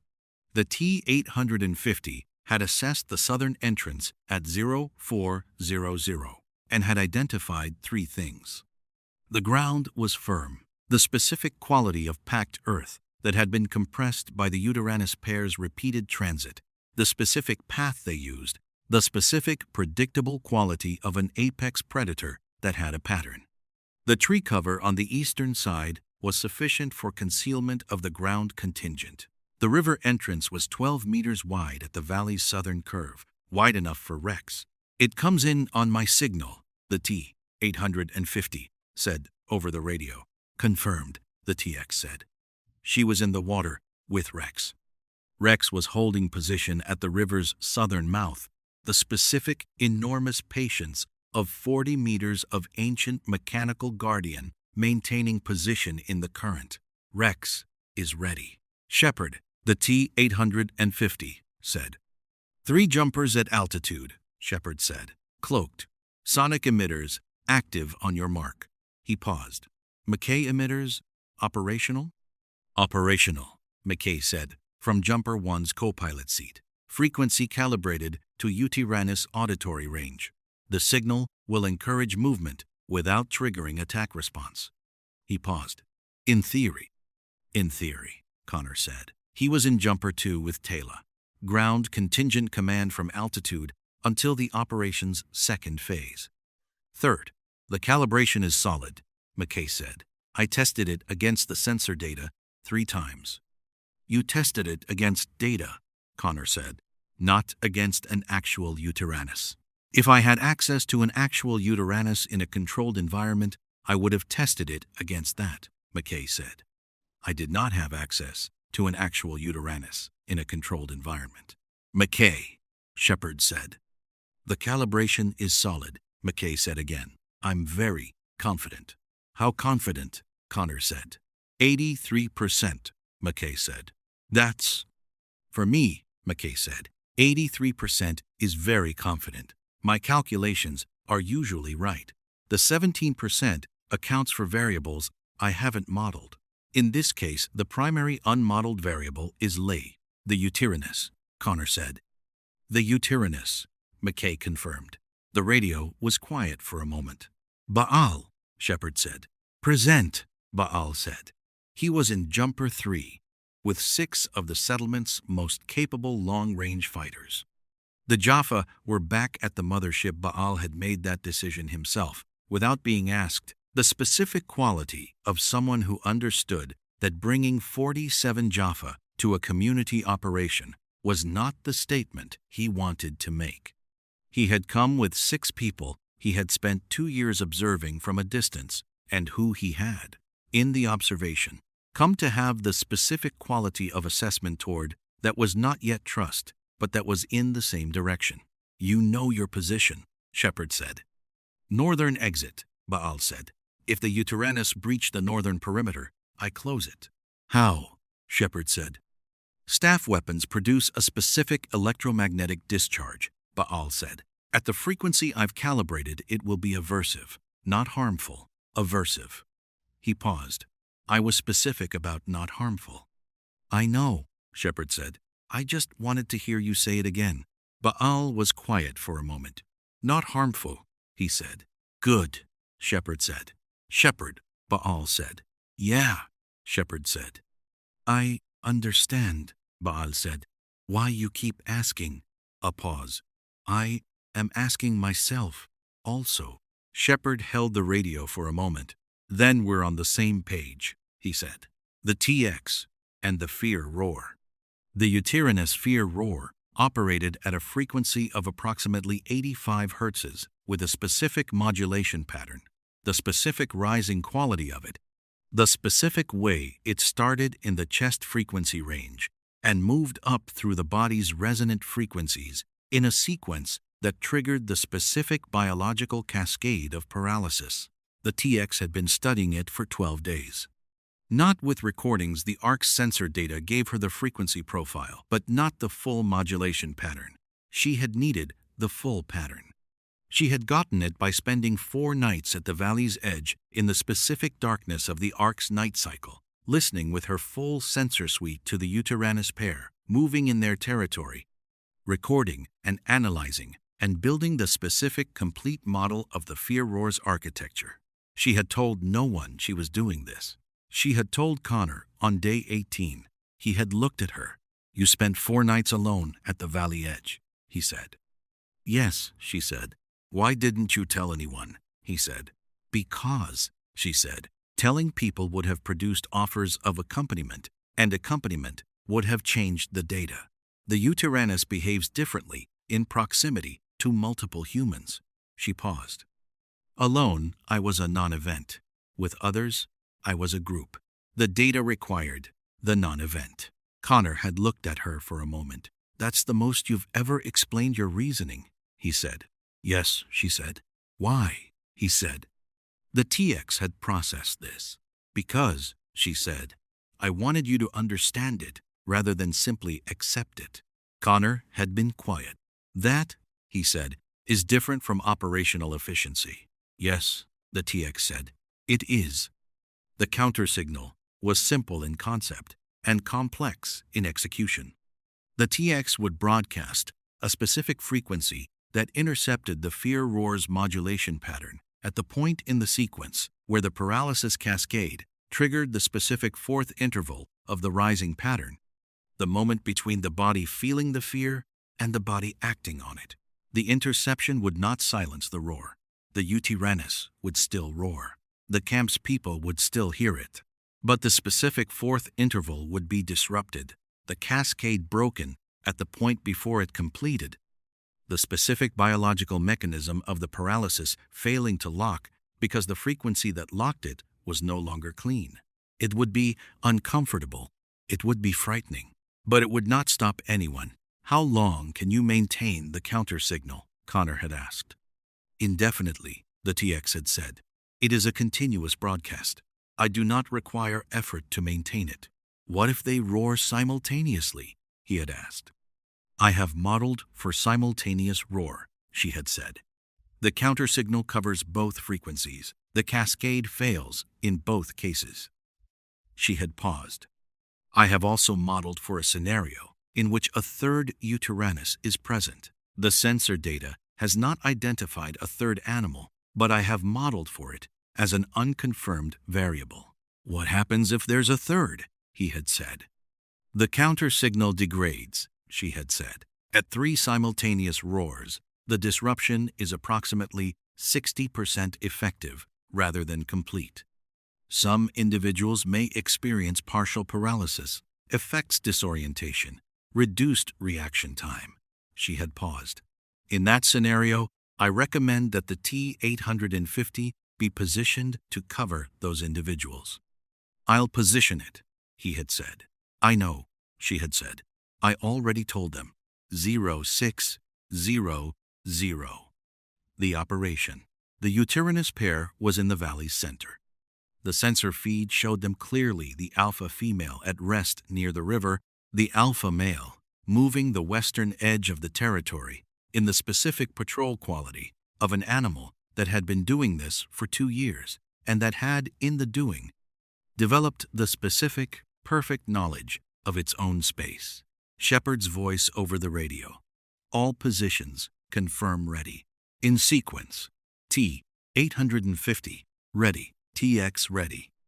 Ground contingent ready." Connor's voice. "Jumper 2 ready. Taylor. Jumper 3 ready. Baal." A pause. "Ready." "Rex," Shepard said. The TX broadcast the query to Rex.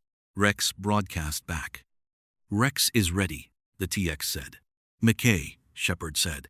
"Emitters are, yes, ready. I'm ready. Everything is ready." McKay paused. "The 17% is still 17%. "McKay," Shepard said. "Going," McKay said.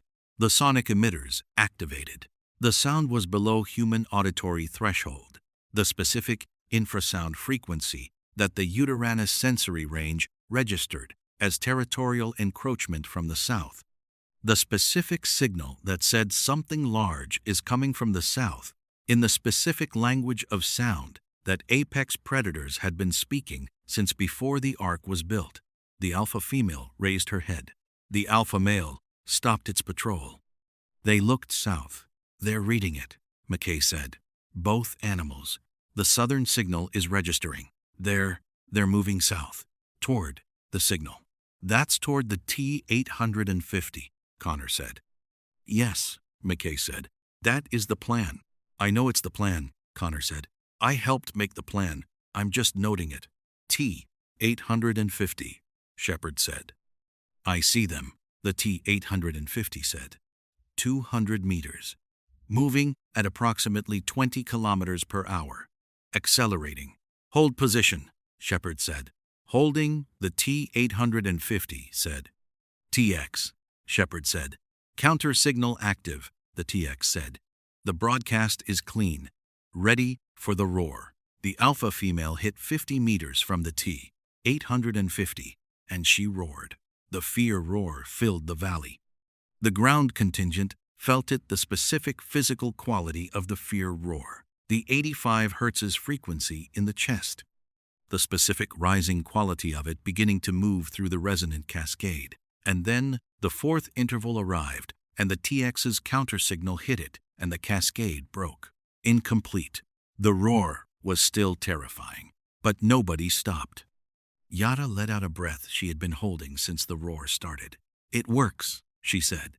"Of course it works," McKay said over the radio. 83%. Shepard, the T-850, said. "The alpha female is 15 meters. Request permission to redirect."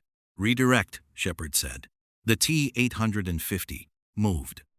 Not away sideways, the specific tactical movement quality of redirecting momentum without triggering the specific pursuit response that retreat triggered. It moved east, along the valley's southern wall, moving at exactly the speed that kept the alpha female following without letting her close the gap. End quote. The alpha female followed, moving east, away from the river. "Rex," Shepard said. "Now," the TX said. The river erupted.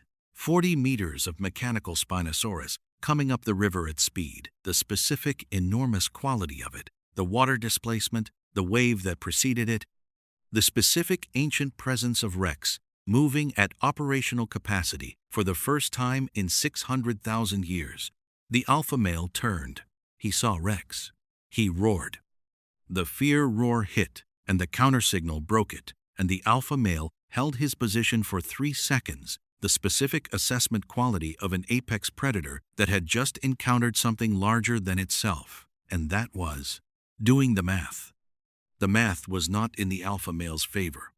Rex was 40 meters of ancient metal moving at 30 kilometers per hour up a river, and it was loud, and it was enormous, and it was coming directly at the alpha male with the specific, complete quality of something that did not stop. The alpha male ran north. "He's running north," McKay said. "Alpha male is. He's moving north at full speed. He's going to clear the valley." "Baal," Shepard said. "He will not breach the northern perimeter," Baal said. "I am the staff weapon discharge is ready." "Wait," Shepard said. "Waiting," Baal said. The alpha male ran north.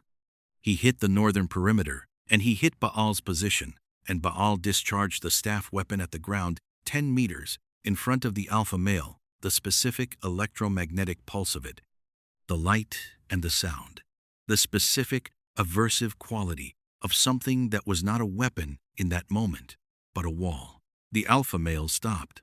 He looked at Baal. Baal looked at the alpha male. "Move," Baal said.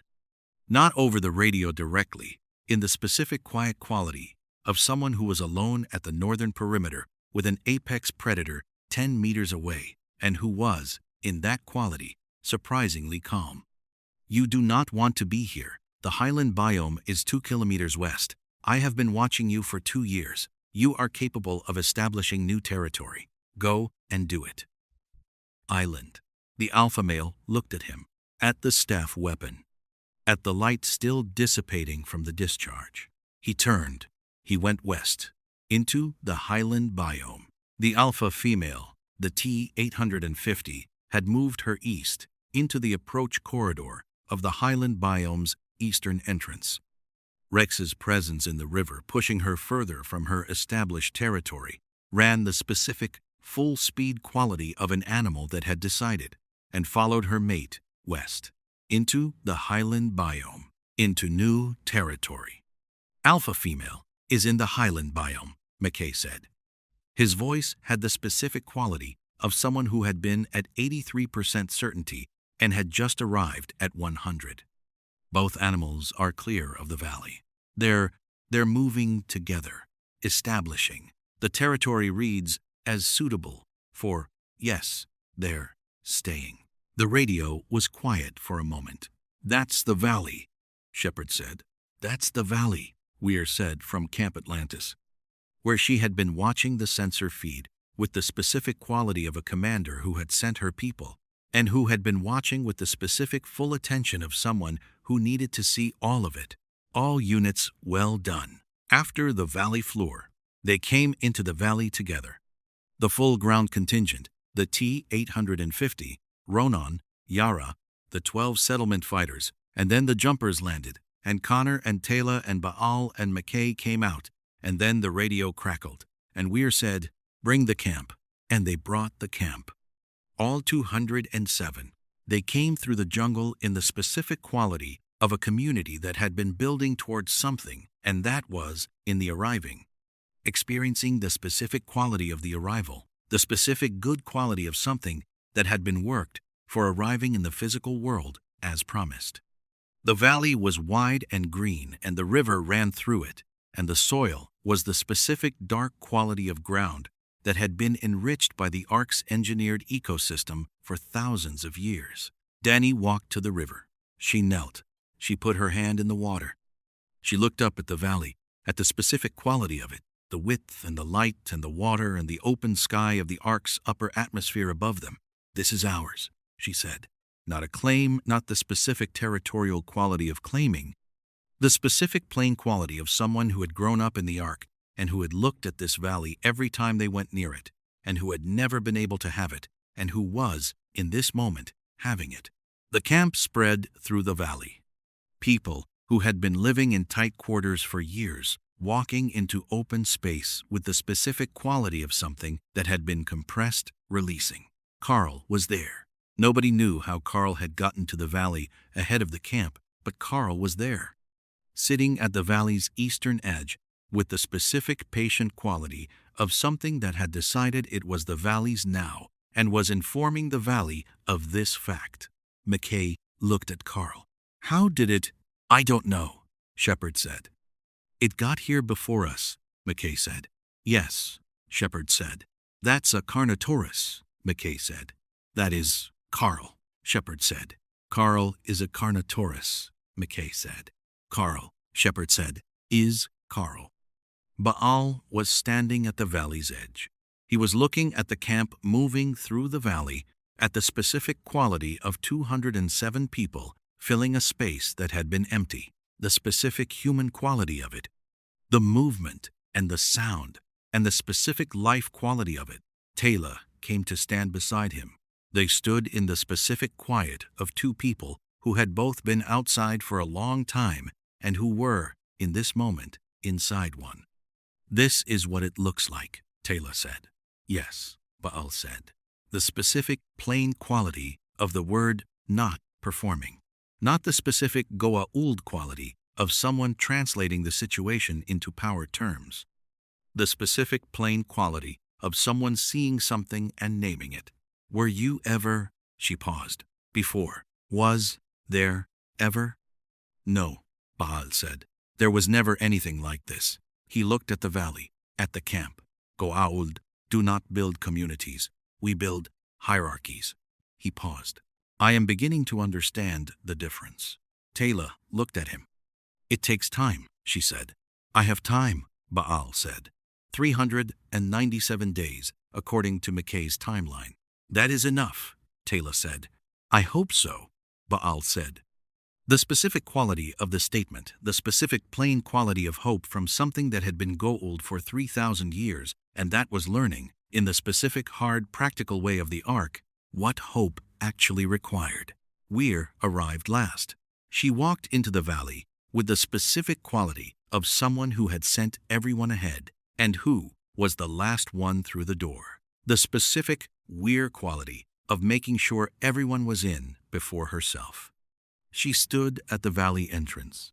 She looked at it, at the camp, filling it, at the river and the soil and the ARK's light, and Carl at the eastern edge, and Rex visible in the river's deep water, the specific blue-white of the guardian lights moving slowly in the current. At the T-850, standing at the valley's northern perimeter, not guarding, the threat had moved on simply present. The specific quality of something that had done the thing it was built to do, and that was, in the having done it, resting in the specific plain way that resting was available to a system that did not need sleep. At Connor, beside it.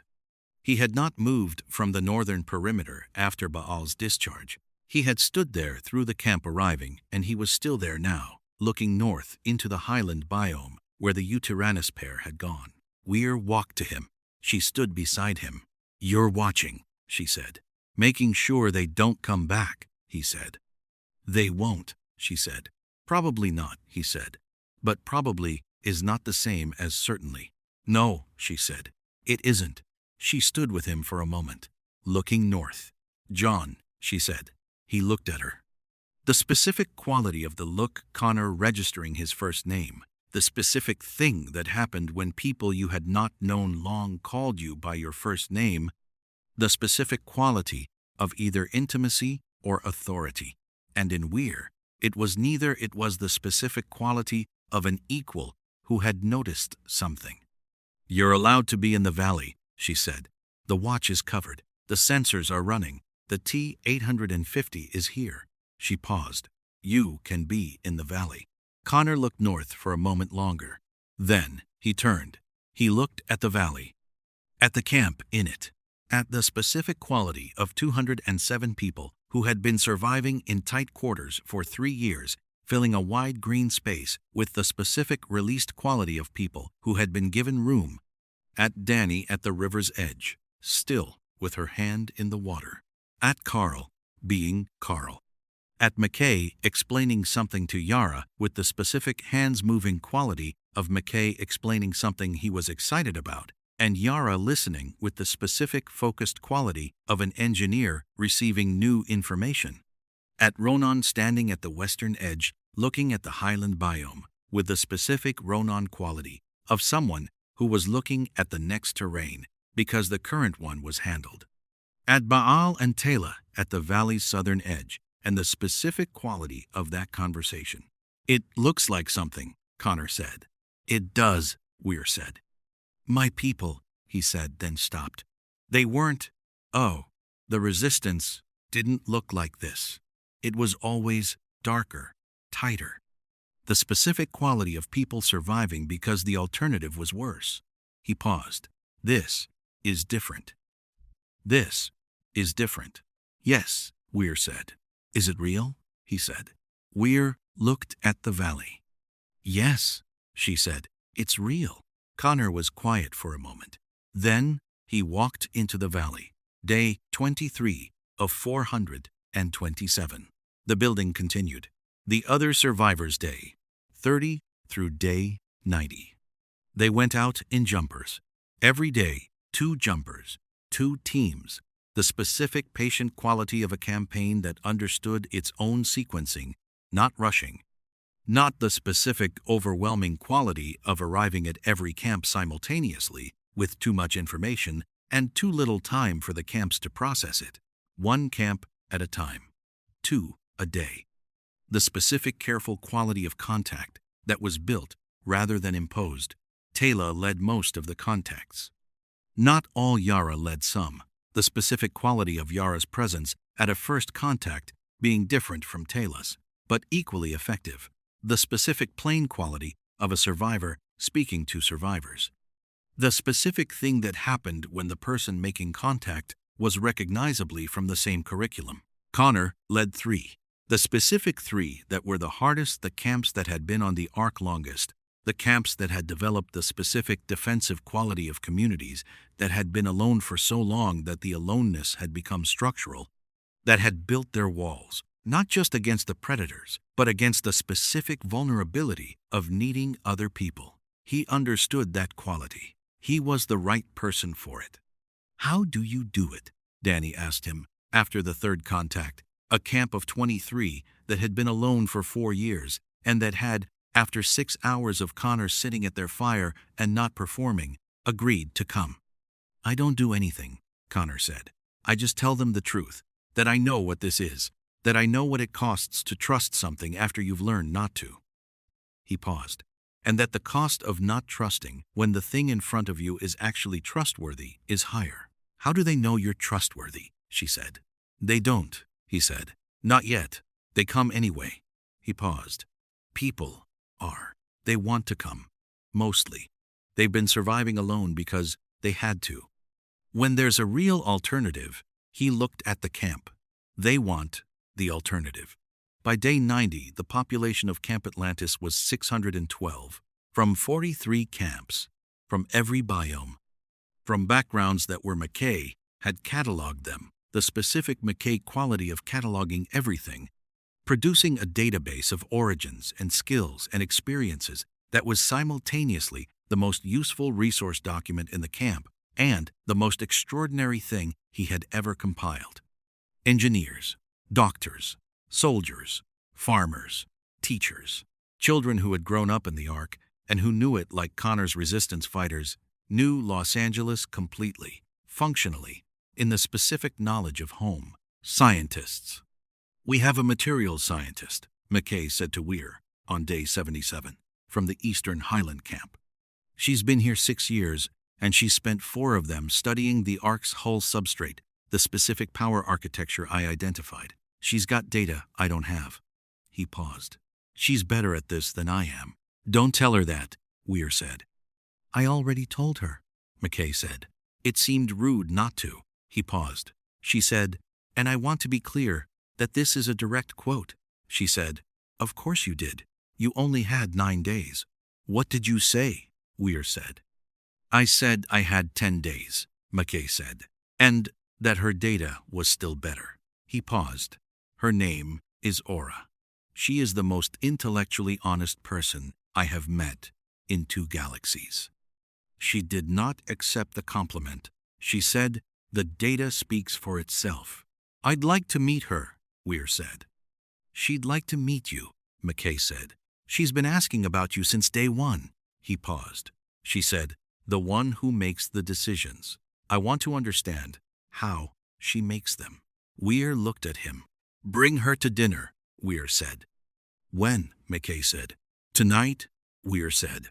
Baal and the TX, the ongoing conversation. They met every 3 days. Not formally, there was no scheduled meeting, no specific place. The TX would find Baal at the obelisk, or Baal would find the TX at the river, and they would sit or stand.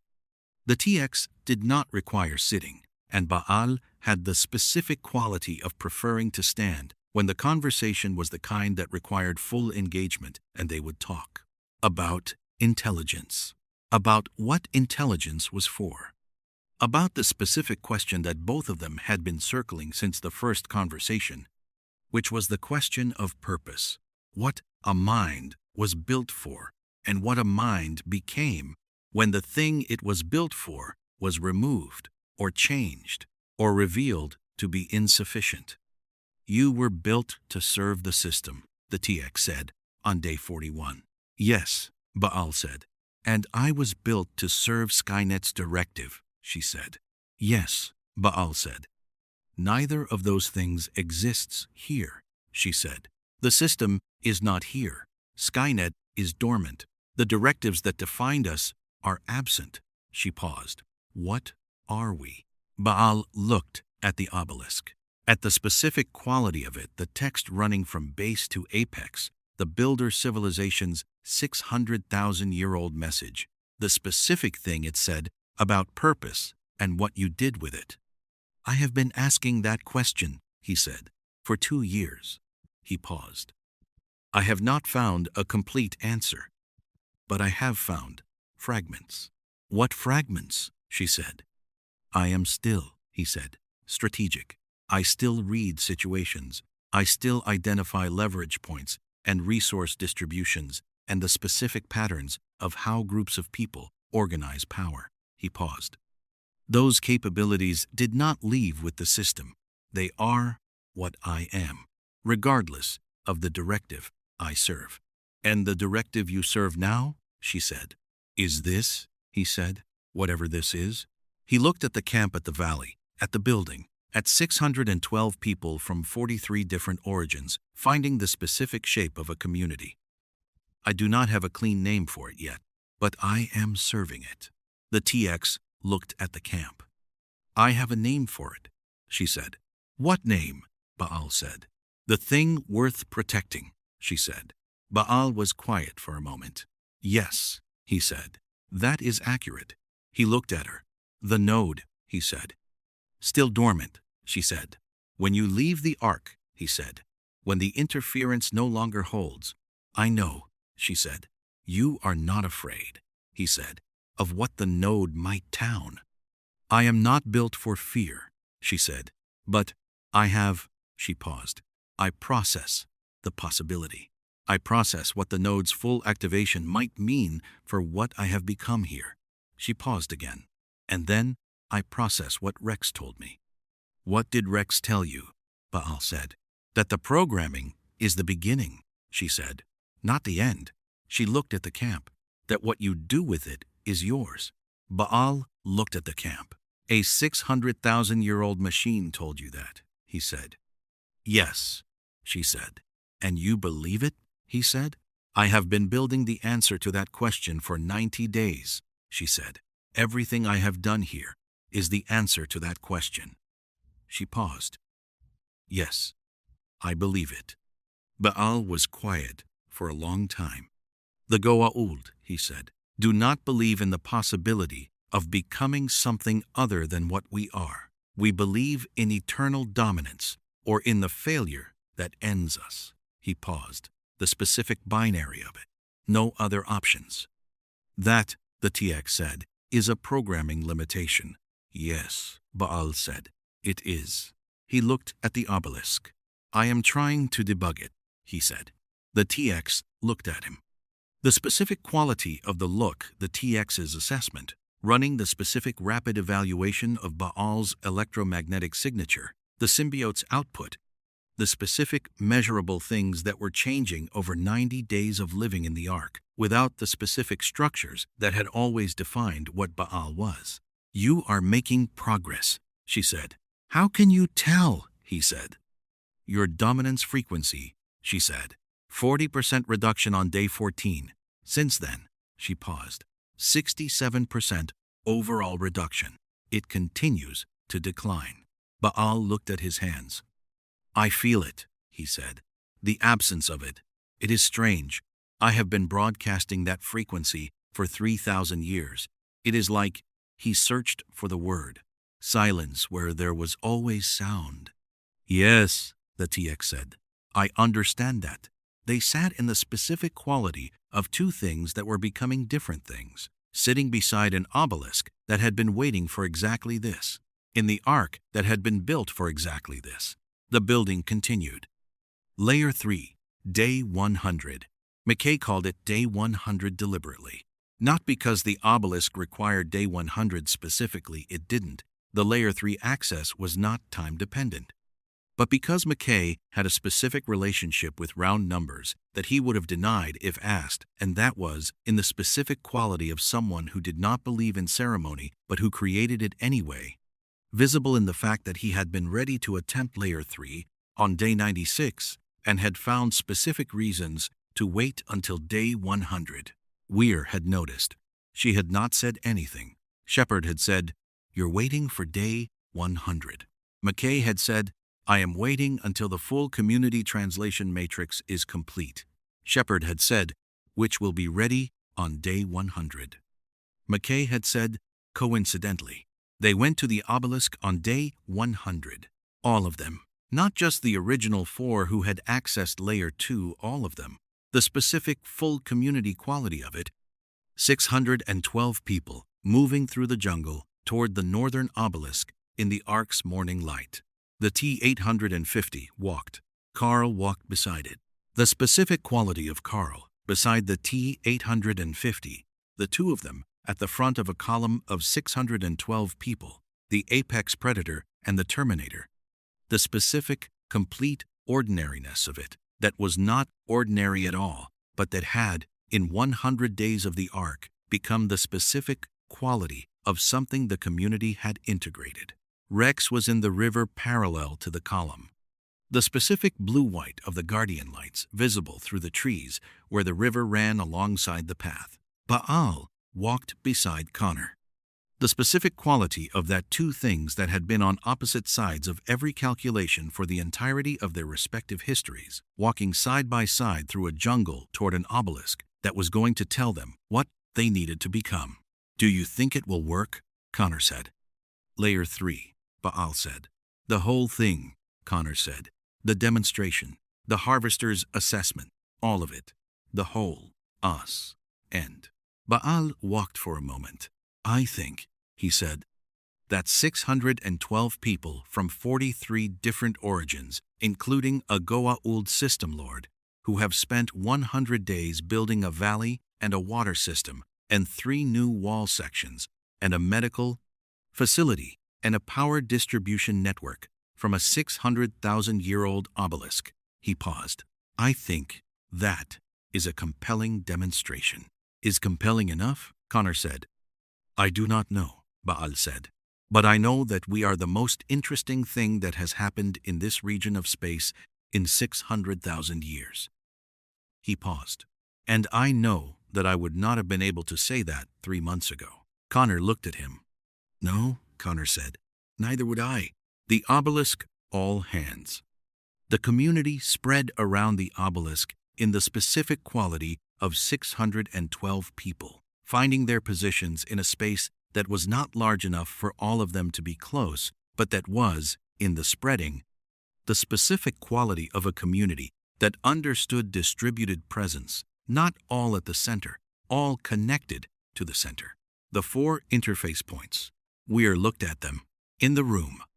At the specific question of who placed their hands this time, the Layer 2 combination had been ancient technology human, survival human, protection unit, someone who had been here before.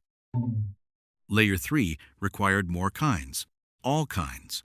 She thought about what the primordial had said, more than Layer 1 required, more than Layer 2 required. She looked at the obelisk, at the 4 interface points.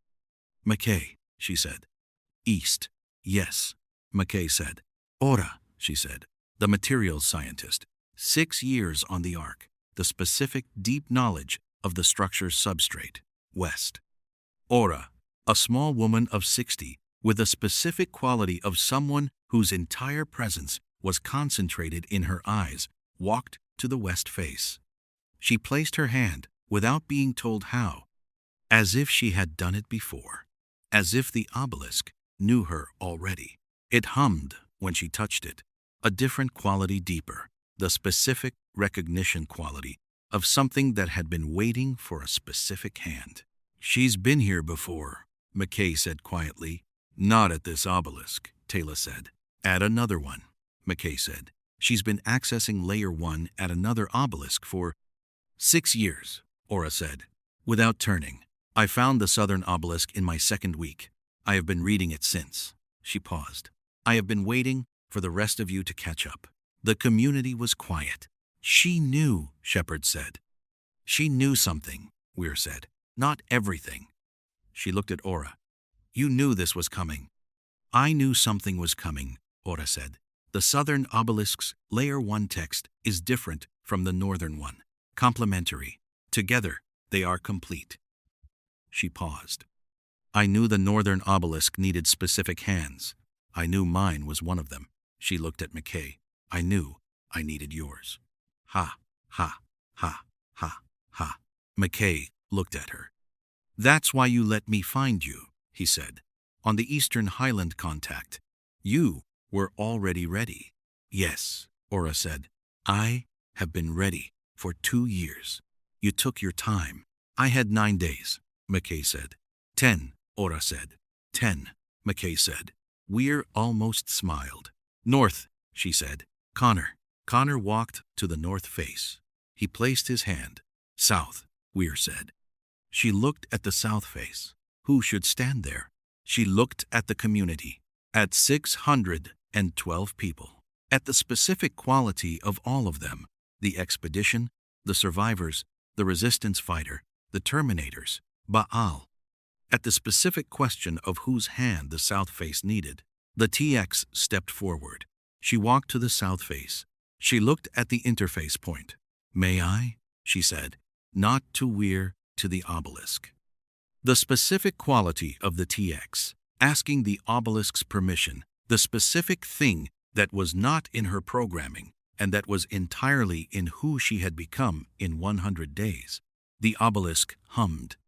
The specific quality of the hum response, recognition, the specific ancient quality of something that had been waiting for exactly this. Yes, the TX said. I thought so. She placed her hand. The obelisk lit. Not the Layer 2 light. Layer 2 had been blue-white, the specific primordial power architecture illuminating the carved text. Layer 3 was different. The light came from inside the obelisk and moved outward, the specific quality of something that had been compressed for 600,000 years, releasing the light spreading not just up the obelisk's surface, but outward, the specific warm quality of it moving across the ground, and then further, touching the edges of the community, touching the people standing in the trees. The specific quality of something that was not threatening and not cold. The specific quality of something that was, in the most accurate translation available, welcoming. The community felt it, not frightening. The specific, warm, complete quality of something that had been waiting for them specifically. The hologram formed, the primordial. It looked at the community, at 612 people, at the expedition, at Connor, at the T-850, at the TX, at Baal, at Aura, at Danny, at Aldrich, who was speaking in full sentences now, at Carl, at the edge of the community, at Rex, visible in the river. At all of it. There you are, the primordial said. The specific quality of the 3 words, not surprise, the specific complete quality of something that had expected this, and that was, in the arriving of it, confirmed. There you are, it said again. The community was very quiet. We have been waiting, it said. Not for you specifically, we could not know who would come, but for the specific thing you are. The specific quality of what you have built in 100 days. It paused.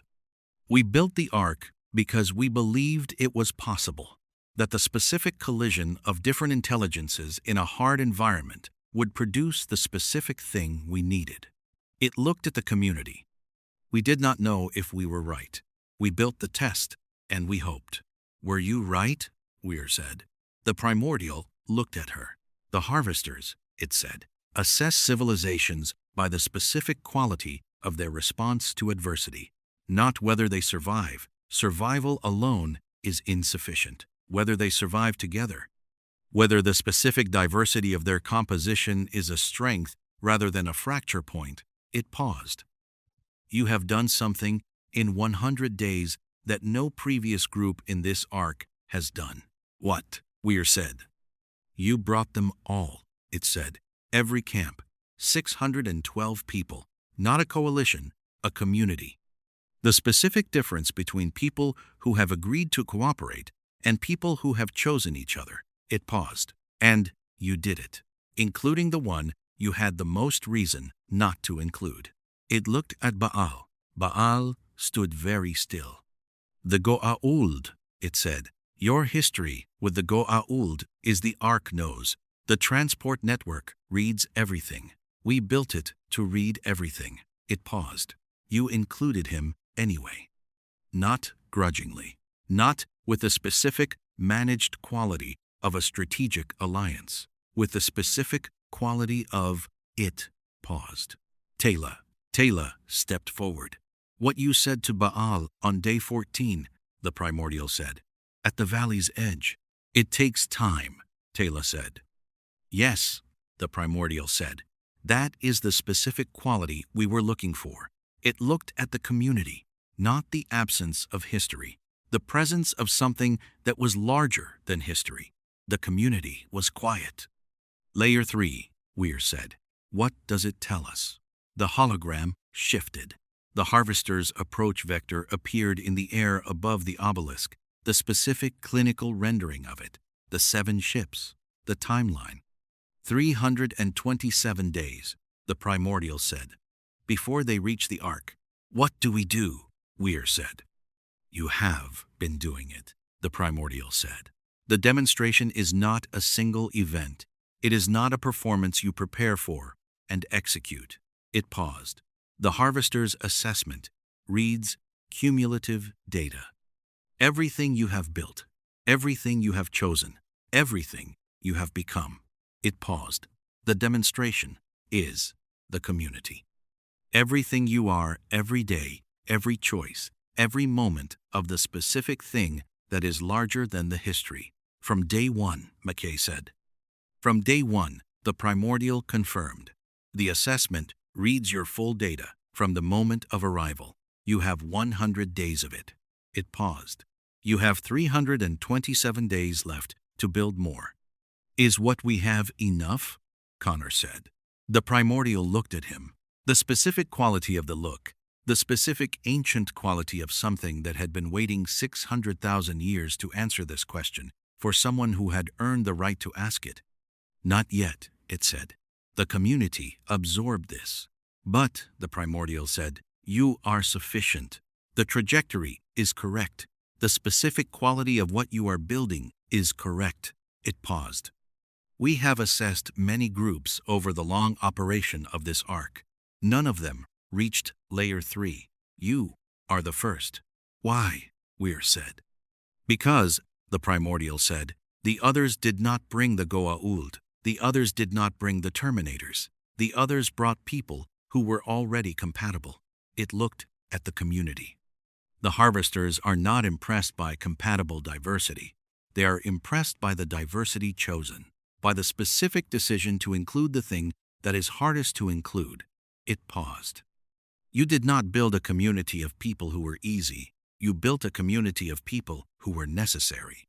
Weir looked at the community, at Baal, at the TX, at Connor, at 612 people from 43 origins, at all of it. 327 days, she said. Yes, the primordial said. We will use them, she said. Yes, the primordial said. I believe you will. The hologram held for a moment. Then it said, one more thing. Dr. Weir, it said. She looked at it. The ARK, it said, will help you. It paused. It has been waiting for this community specifically. For the specific community that reached Layer 3. There are resources in this structure that have been locked since it was built. Technology, knowledge, the specific things we preserved, not just for the biological heritage, but for whoever came and passed the test. It paused. They are yours now. All of it. What is there? She said. The primordial smiled.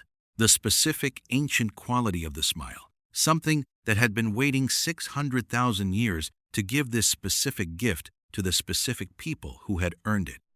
Everything, it said. We kept everything. Evening day, 100. The community stayed at the obelisk until the ARK's evening. Not formally, no one organized it. People simply did not leave. The specific quality of a community that had received large, important information, and that was, in the having of it, wanting to be together rather than separate. Fires were built. The specific quality of the fires in the specific quality of the ARK's evening, the engineered dusklight fading, the fires becoming the specific warm point of gathered people, the sounds of 612 people being 612 people together. Connor sat at a fire with Danny and Aldrich and two of the Highland Camp's people. A man named Barrow, who had been on the ARK for 7 years and who was the oldest survivor they had found.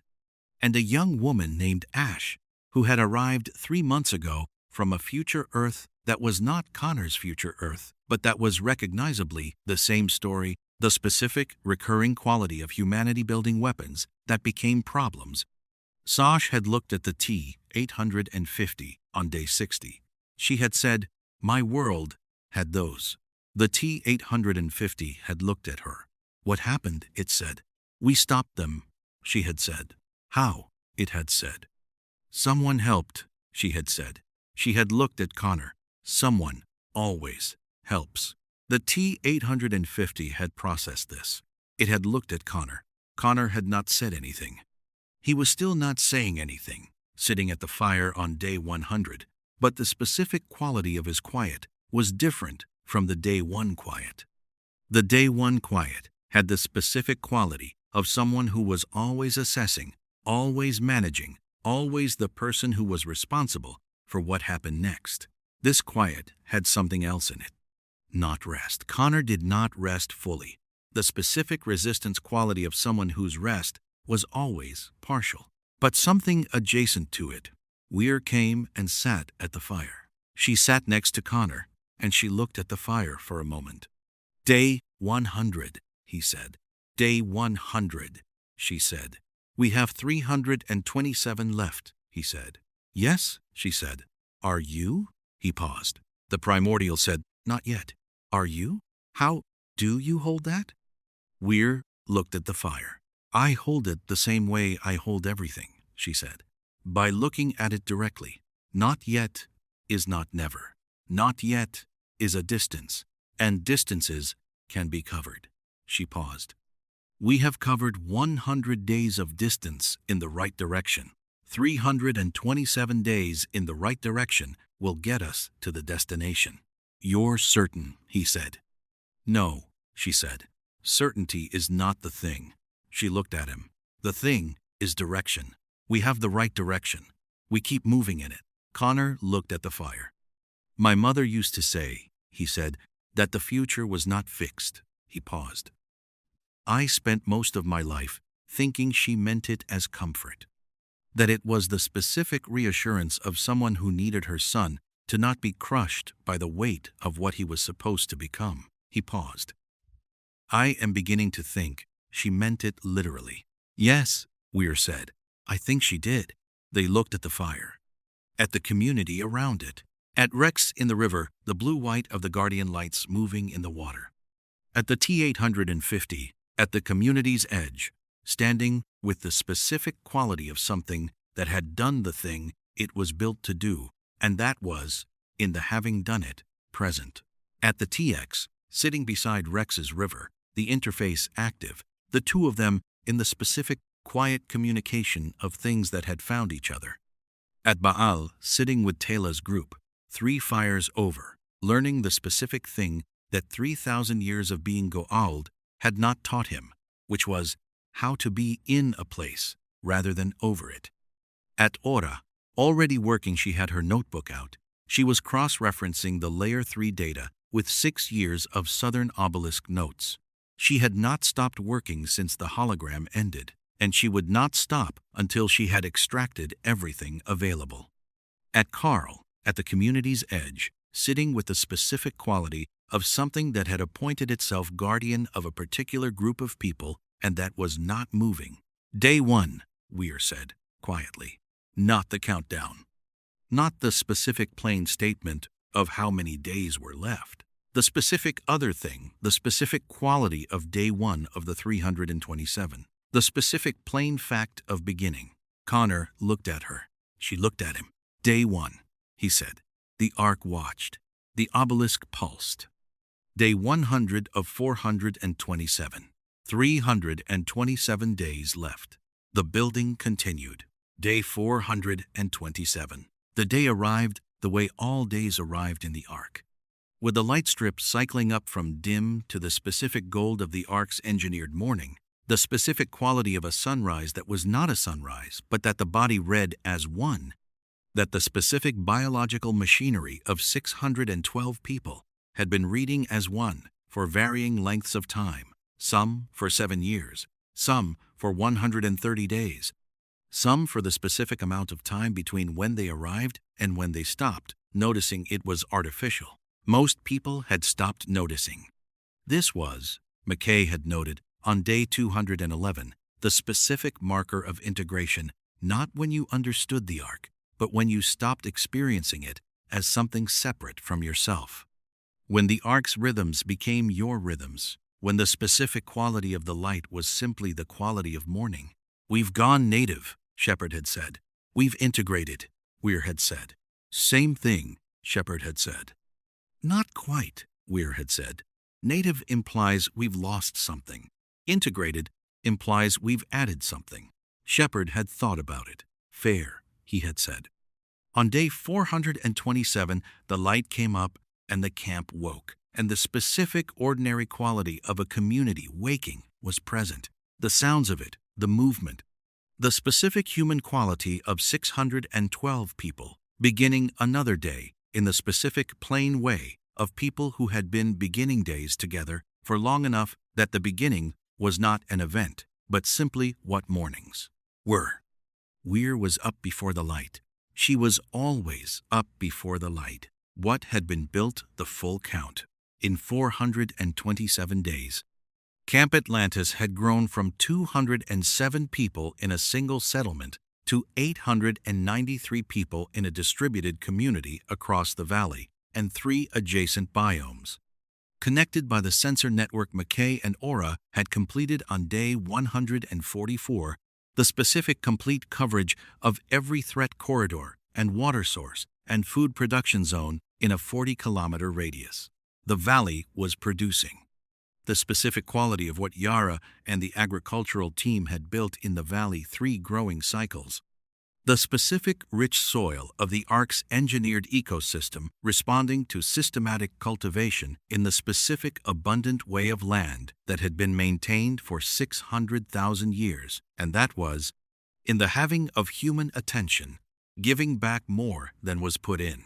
They had not gone hungry since day 80. The medical facility doctor, Petros, and the 3 doctors who had come from other camps, and the 2 Atlantis expedition medical staff was running at full capacity, and had been running at full capacity, and had been running at full capacity since day 60, and had, in the 427 days, delivered 41 children who had been born into the ARK and who knew nothing else, and who were, in the specific quality of children who knew nothing else, completely at home.